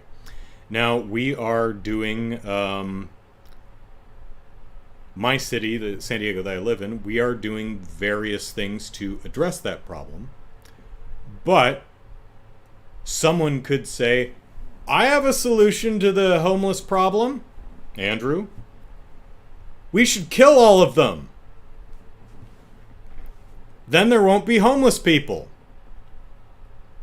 Once you fall, in fact, once you fall below this poverty line, or this line here, then you die. Because you can't afford to, because once you fall below San Diego's cost of living, then death squads come and kill you. Why is everyone looking at me like that? That would solve the homeless problem. Yeah. But still, I mean, even, but still, fuck off. I maintain that there are some perspectives and some opinions that are not worth listening to. And again, I do want to stress that the people who offer them needn't be lit on fire. But definitely, generally speaking, not people you want around. Like if your solution to the unhoused population is to murder them, well, I don't want to date you. You suck. And I imagine a lot of people would have that attitude towards this hypothetical person, which would result in this hypothetical person being shunned wherever they go and not being able to get a date, which they're not owed, and is a direct result of them being shitty people. So, you know. I think, oh good lord, I've been rambling about this for nearly an hour. Let's see, anything going on in,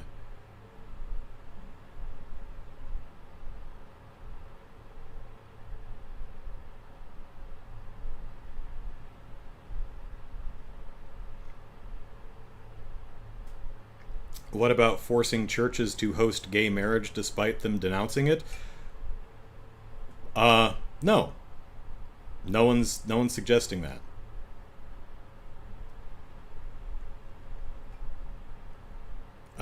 Yeah. Literally no one is suggesting that churches, should be forced to do a religious ceremony for a gay couple. I don't know why a gay couple would want a religious ceremony at a church who hates them for existing. But yeah, no one's suggesting that. That's one of the things that bigots make up to be angry about. That's not a thing that's happening.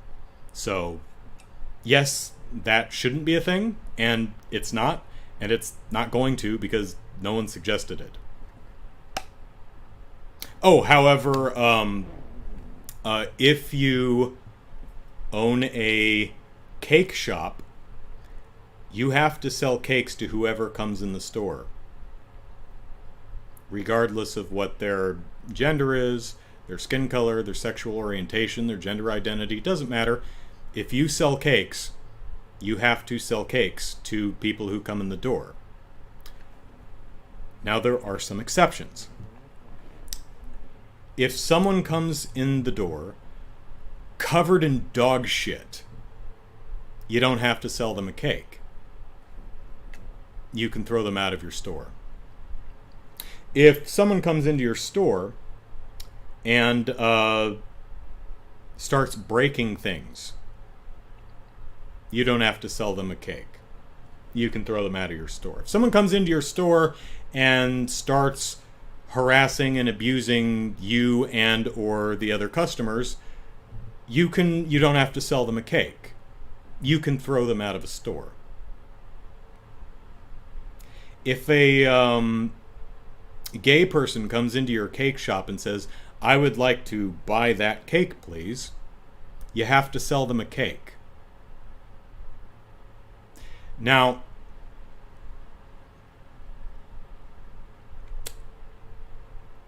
if the hypothetical gay person came into your cake shop and said, I want you to make me a cake that says, in the shape of a pony with my head on one end and my spouse's head on the other end, you can say no, so long as that is a request you would not facilitate for any customer. But if you sell cakes, you gotta sell cakes. Again, there are a category of customers that you don't have to sell to. You know, people who are abusive, people who are violent, people who are covered in dog shit. You don't have to sell to them. But you don't get to discriminate based on sexual orientation, gender identity, skin color, religion, any of that stuff. You can discriminate based on what people do, just not what they are. Doesn't matter what your beliefs are. You can believe whatever you want, even if it's something really stupid. You can believe it if you want. But your belief, and to be clear, I'm not talking to, you Susan. I'm not talking to you specifically. This is the general you. In case anyone feels I'm talking to them. These are all just generalizations. What the hell was I talking about? Lost the train of thought. Oh well. Beliefs, yeah. You can believe whatever you want, but your beliefs don't supersede anyone else's rights. Right? I have the right, so long as I'm not violent or abusive or covered in dog shit, to go into a store and buy the stuff that they sell.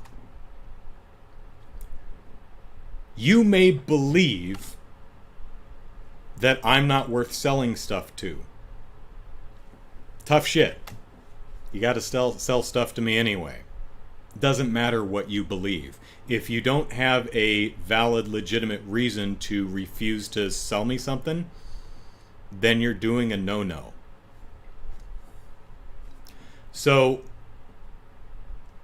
I have no examples of any minority asking for something beyond what the majority already has. I have often seen the majority say, "Oh, well, you want more rights than me." Nope. Just the same rights you do. That same rights you already have. That's it. Same rights.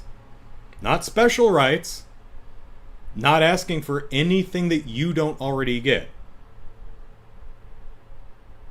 I can't think of any examples of any minority group asking for something that the majority group didn't already enjoy. There is a canard. I don't know who said it. I probably can't even say it right. Pardon me. That is something like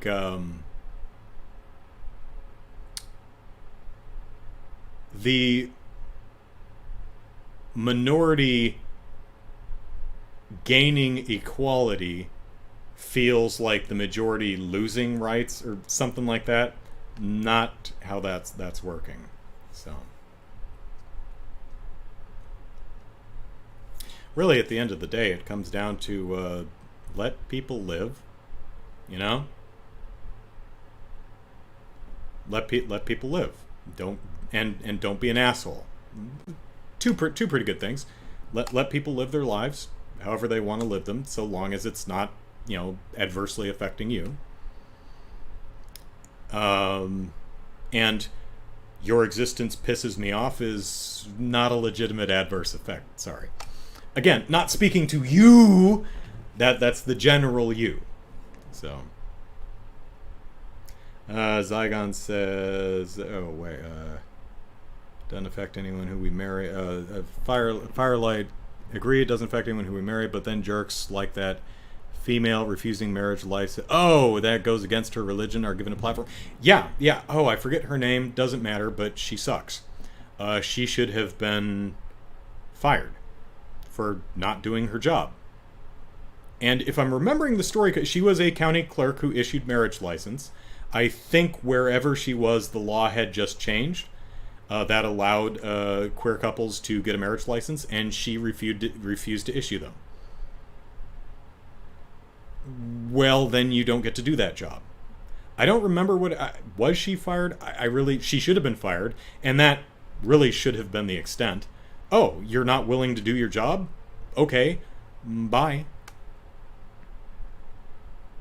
There is, of course, always something to be said for sticking to your guns and standing up for what's right, because, after all, not all laws are right and just. As an obvious example, slavery used to be legal, right? So, obviously, not everything legal is correct. So there are cases where someone would violate the law or refuse to follow the law for a good reason. This particular hateful bigot is not an example of that. She's an asshole. And as Firelight pointed out, is one that was later given a platform by other assholes. Again, should she be lit on fire? No. But she also should not have that specific job. And to be frank, I wouldn't hire her for anything. Does that mean that she does not have the right to employment?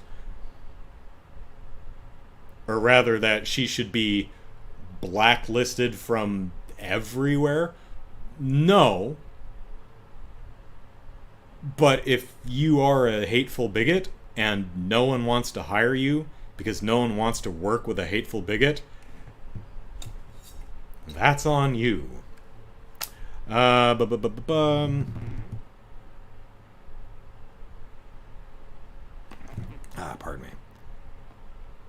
me. State can't play favorites.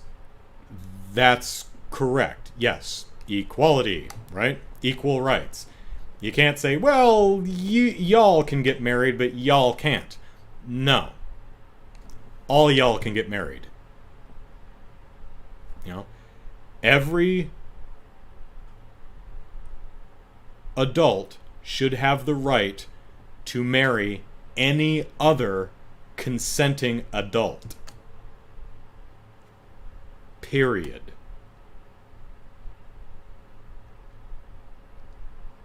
Now you might say, what about polygamy? Marrying multiple people, more than two people. I don't have a problem with that.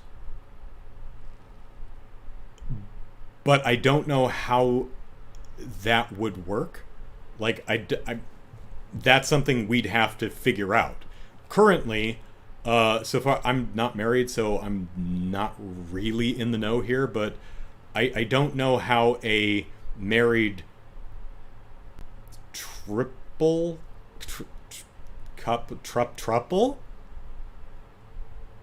Or a married quintuple? I don't know what it would be called. If three people were married to each other, how do you... we would have to add to our laws to figure out how all that stuff works. How a marriage of three people file their taxes jointly. What happens when one of the people dies? What happens when one of the person in a three-person marriage wants to get a divorce, but the other two stay married to each other? I don't know. I don't have a problem with consenting adults getting married in whatever numbers, as long as they're all fine with it. And I mean, as long as all of the adults are actually consenting. I know there are some polygamist relationships where there is a definite power imbalance and it's not all consensual. Not what I'm talking about. Conceptually, I'm fine with polygamy. I don't have a problem with it. The way our system recognizes marriage, though, is not currently set up to recognize more than two people at the same time. It doesn't currently accommodate that. I'm not saying it shouldn't, but it currently doesn't work. So that's something we would have to fix if that's something that people want. I would assume someone wants it. I don't know. But yeah, any consenting adults should be able to get married. You wanna marry a person? Are you a dude that wants to marry another dude? Cool. Want to marry a dudette? Cool. Want to marry a non-binary person? Cool.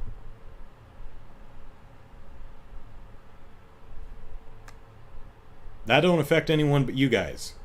Certainly don't affect me. My eggs and oats in the morning taste just as savory regardless of whether y'all are married or not. Does not affect me in the slightest. The only way it could affect me is if I were just a virulent bigot. Which I'm not, because otherwise I would not be on this couch. Because as we have established, bigots don't belong on said couch. I need to straighten that Afghan. What are we talking about? She lost her position and faced fines court for it? Good. Because she's a bigoted meanie face. Homeless crisis in California is mostly a drug problem. Same thing in the state of Washington, namely Seattle. Meth is a hell of a drug.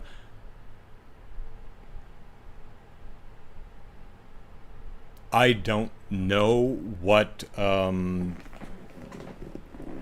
percentage of the unhoused population here in San Diego are suffering from some form of drug abuse or addiction. I honestly don't know. But whether whatever order that, I mean, that could come in either direction. I mean, I could conceive of someone having a drug problem and losing their home, and someone losing their home and then developing a drug problem. Could go either way, but certainly both issues that we should work to solve. Because if you ask me my opinions on stuff, and I mean, this is my podcast, so I suppose I should offer my opinions. I think everyone should have health care.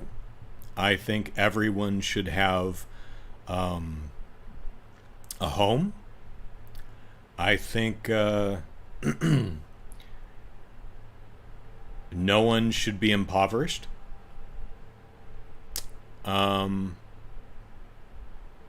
Everyone should have food. I mean, a lot of overlap with this stuff, right? But yeah, no one should be unhoused. No one should go hungry. No one should be impoverished. No one should. If someone's sick, they should be able to get the medical treatment they need, regardless of how much money they have, regardless of their social standing, regardless of regardless of who they are. You know, gender identity, ethnicity, sexual orientation, whatever. Doesn't matter. Everyone. That's what I think. I want everyone to be healthy and happy, and my immediate thought was, and I don't care how we get there.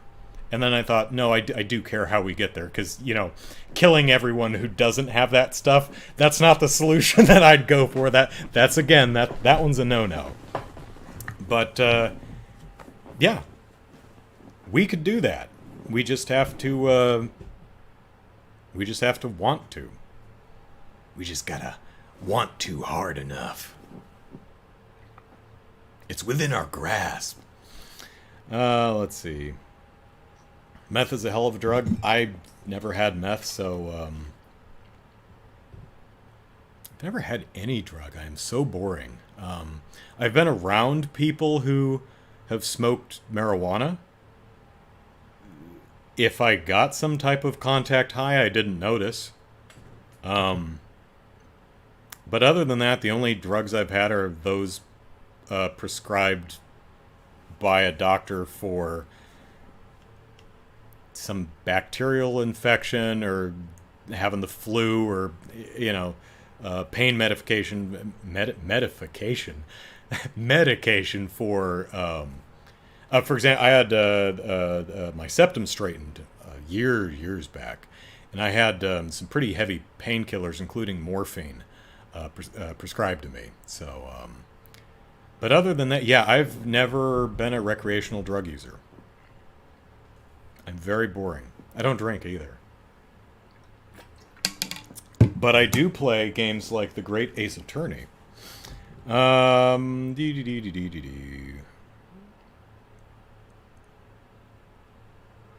Jared says, but the cake store is your space, and you have the right to sell and not sell to anyone you anyone you choose. No, you don't. Not when you are operating a public accommodation like a store. So, no, you don't. You do not have the right to discriminate against people based on race, sexual orientation, gender identity, a bunch of stuff. Sad that we actually have to codify this into law, but yeah. But yeah, when you are operating a public accommodation that accommodates the public, you have to accommodate the public. All of it.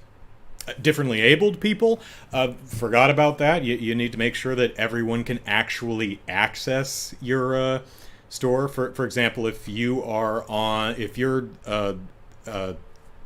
store or whatever it is on the 4th floor of a building, you have to have elevator access. You can't just have a fire escape ladder, because not everyone can get up there.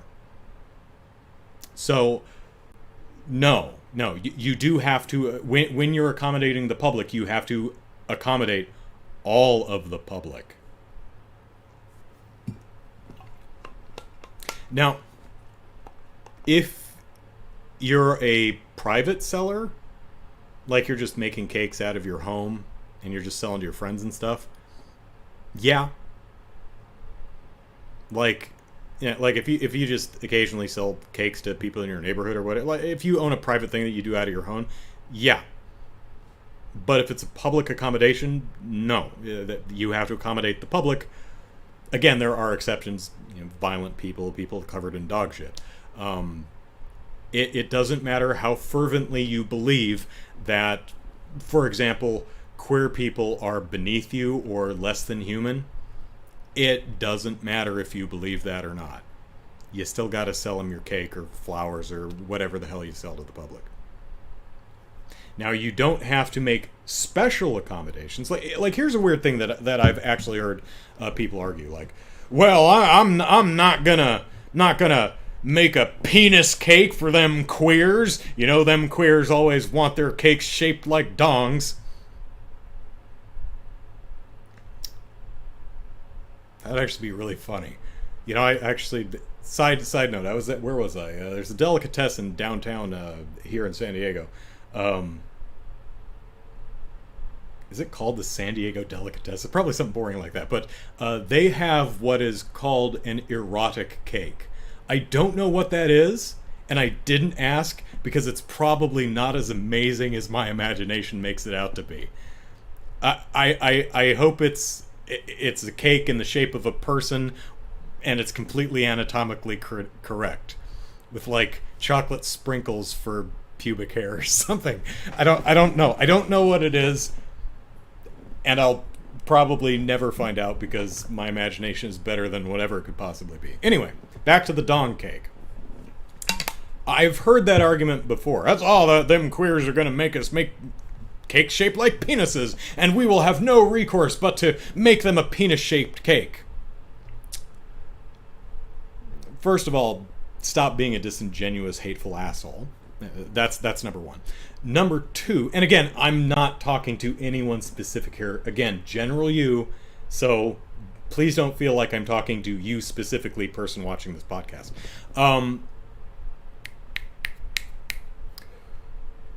Do you make penis cakes? No, that's not on your menu. That's not one of the services you offer the public. Okay. If a straight person came into your shop and said, make me a penis cake, would you make them a penis cake? No, because that's not what you do? Great. Then you don't have to make the queer couple a penis cake. But if you do make penis cakes, you gotta make penis cakes for everyone. Because, let's be fair, penis cakes are for all. Now, would a penis cake be, like laying on its side? Or would it be like an upright penis cake? Just a tower of cake. A phallic tower of cake. How would you cut that cake? Very carefully. Or just the tip, I guess. This podcast is fun. Let's see. Slippery side.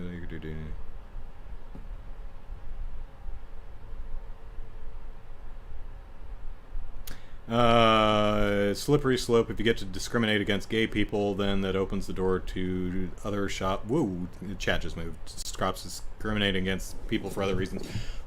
Right.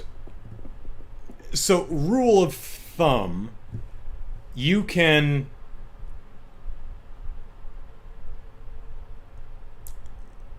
I don't know. If someone came into your store covered in dog shit, that's a health hazard. You need to ask them to leave, right? Are you discriminating against that person? There's an argument. Semantically, I suppose you could say, I guess, kind of. But there is a public health reason to do so. You're covered in dog shit. That's unsanitary. We got cakes here.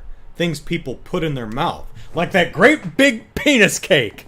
You just jam that sucker in there. Remember when it was someone on, I don't know, Saturday Night Live, where someone ate an entire sheet cake? And apparently, I don't remember why someone ate a sheet cake, but it would have been funnier if it was a penis cake. That would have been hilarious. What was I talking about? Oh, right. There are legitimate reasons to refuse service. Health reason, people who are violent, people who are abusive, people are covered in dog shit. So the rule of thumb, and I imagine there might be exceptions to this, but generally I think the rule of thumb would be, is you can refuse service to people. Another way of saying that, arguably, is discriminate against people based on what they do, but not who they are. Right? So you could discriminate against someone for being violent or being unsanitary, covered in dog shit. But you can't refuse service to someone for being queer or being black or being Jewish or being non-binary or being trans. That's a no-no. And we have at least most of those actually written into some anti-discrimination law. Kind of a shame we have to specifically specify that shit. It's like, because I'll be honest, when I was young, I had no idea what transgender was. When I was 12, I'd never even heard the term. I had no concept of what that was. And I imagine that was the same for many, many people.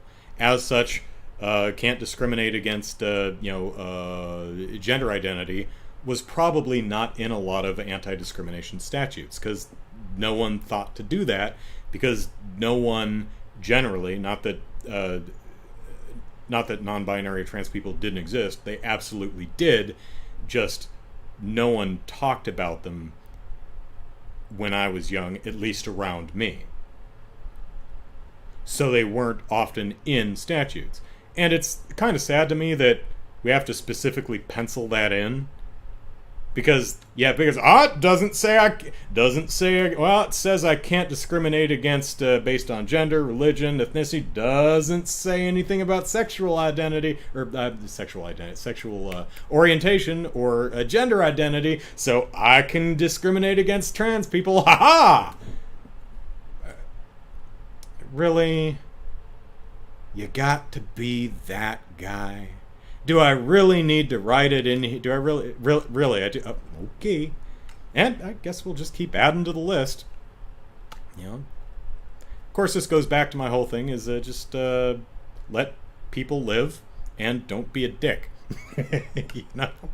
Let's see. Can't discriminate based on race, age, color, sexual orientation, or gender. It's the law. Yep. There are, state and local statutes that kind of vary on the terminology, which gives people some wiggle room, which is why if we don't have it, we definitely need that shit enshrined in federal statutes somewhere, if it's not already. Yeah. Live and let live, so long as we're talking about people who are not harming anyone else. I mean, yeah, sure, this person is a domestic terrorist, but, shot up a synagogue. But, live and let live. No, not in that specific case. Again, generally speaking, yes, but there are specific circumstances in which behavior, not who a person is, but what they do, would, cancel out the whole live and let live thing. But, the domestic terrorist, certainly not refuse. We're live and let live because they're because of whatever ethnicity or sexual orientation or gender identity they are. Absolutely. But when you shoot up a shopping mall or school or church or whatever, or anywhere, then yeah, I don't think live and let. I know that's not what you're saying, Zygon, but yeah, live and let live. There are a couple exceptions to that policy. So, just didn't think cake store classified as public accommodation. Thought a business was thought of as an individual. No. It's.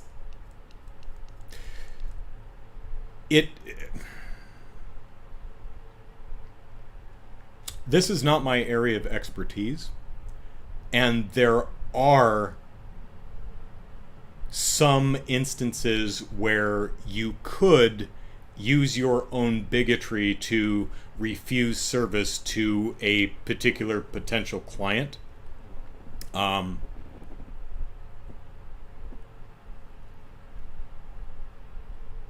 But I'm not learned enough in this particular area to tell you exactly where those lines are. For example, I think there are, like anyone who God,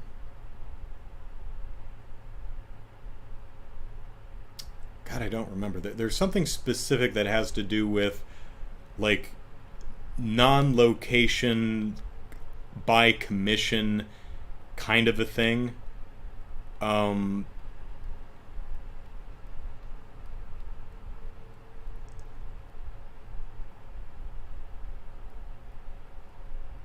And I don't, again, I'm not learned enough, but yeah, if you open a store in the mall, or if you have a store that is open to the public, then you're in a public accommodation. You have to accommodate the public.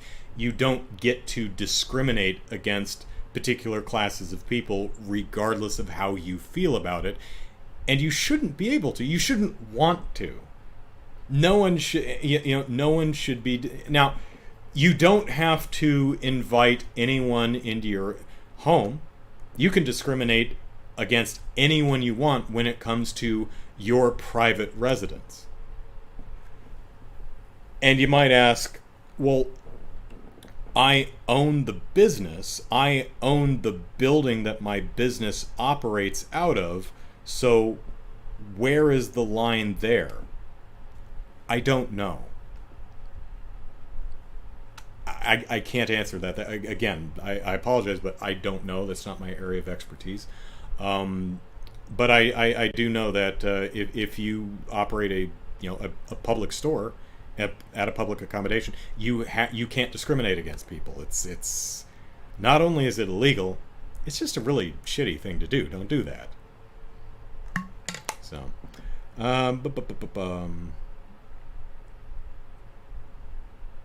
if you own a business and have a business license, then you can't discriminate, my man. That's just how the cookie crumbles.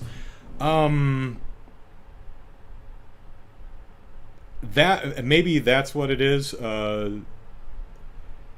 Like if you're just working out of your home and you don't actually. Although even if you do work out of your home and you're selling, like, I don't know, if you're crocheting hot pads. Shit, crochet would actually be like the wrong damn thing to do for a hot pad, but and you're just selling them to your neighbors or something like that.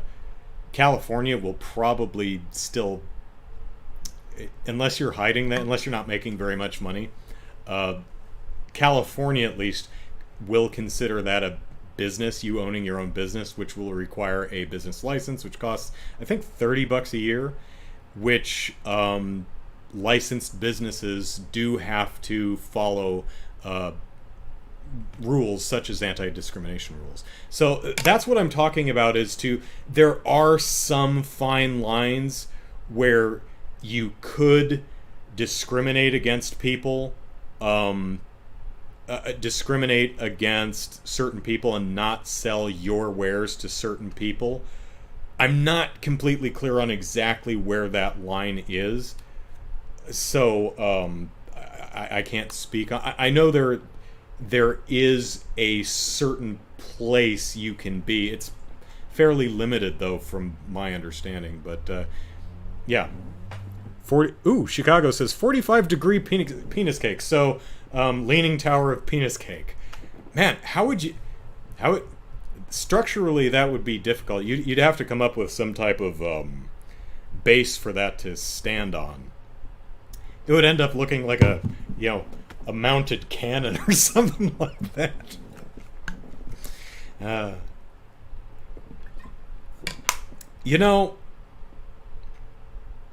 I think we've milked this conversation. It's 9:30. I've been going for 2.5 hours, but again, so I'll sum up: is let people live, so long as they're not infringing on your rights, and don't be a dick. Kind of, it's still 2 inches, though. Maybe there could be some, it could be like a sponge cake that really operates like a sponge, so if you know how when a sponge is dry and then you dump water on it, it expands? Maybe you could figure out a way to get a penis cake to expand when you dump frosting on it. I don't know. But if you are a cake-catessan, figure that one out and make a lot of money. Because that would... the growing and gorging cake. That'd be hilarious. River says, what the hell happened here? I would like to leave you all, because I'm hot and I want to eat. I would like to leave by mentioning that just because something is cylindrical does not mean it's phallic. Okay? Cylinders are just a common, useful shape to have things. Because I know a lot of people look at as a major city skyline and look at all those dicks pointing skyward. That's human males for you. Oh, it just gotta litter the skyline with monuments to their own genitalia. Oh, I mean, that's kind of a funny way to look at it, but honestly, probably not. That's just how building taller works. Like a rocket. Now, I think the one that one of those rich dipshits went up in a couple weeks back, that was definitely designed to look like a dong. But generally speaking, a rocket is the cylindrical shape it is because it's the shape that it needs to be to get out of the atmosphere and out into space, right? Sometimes a cylinder is just a cylinder. It's not always phallic. I mean, it's fun to think that sometimes, I suppose, but I mean, you don't see people looking at every hole and saying, "Well, that's really uric."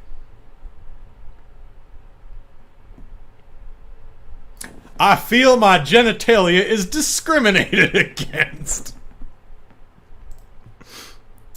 There can be a hand and an arm holding up the bandage. Okay, so there's a base. Yeah, so there's one hand and forearm grasping the scrotum and base, and another up higher on the shaft. That works, Chicago. That works. Jared says, "Good to hear your opinions on things. It was a good conversation." I'm glad you think so, Jared.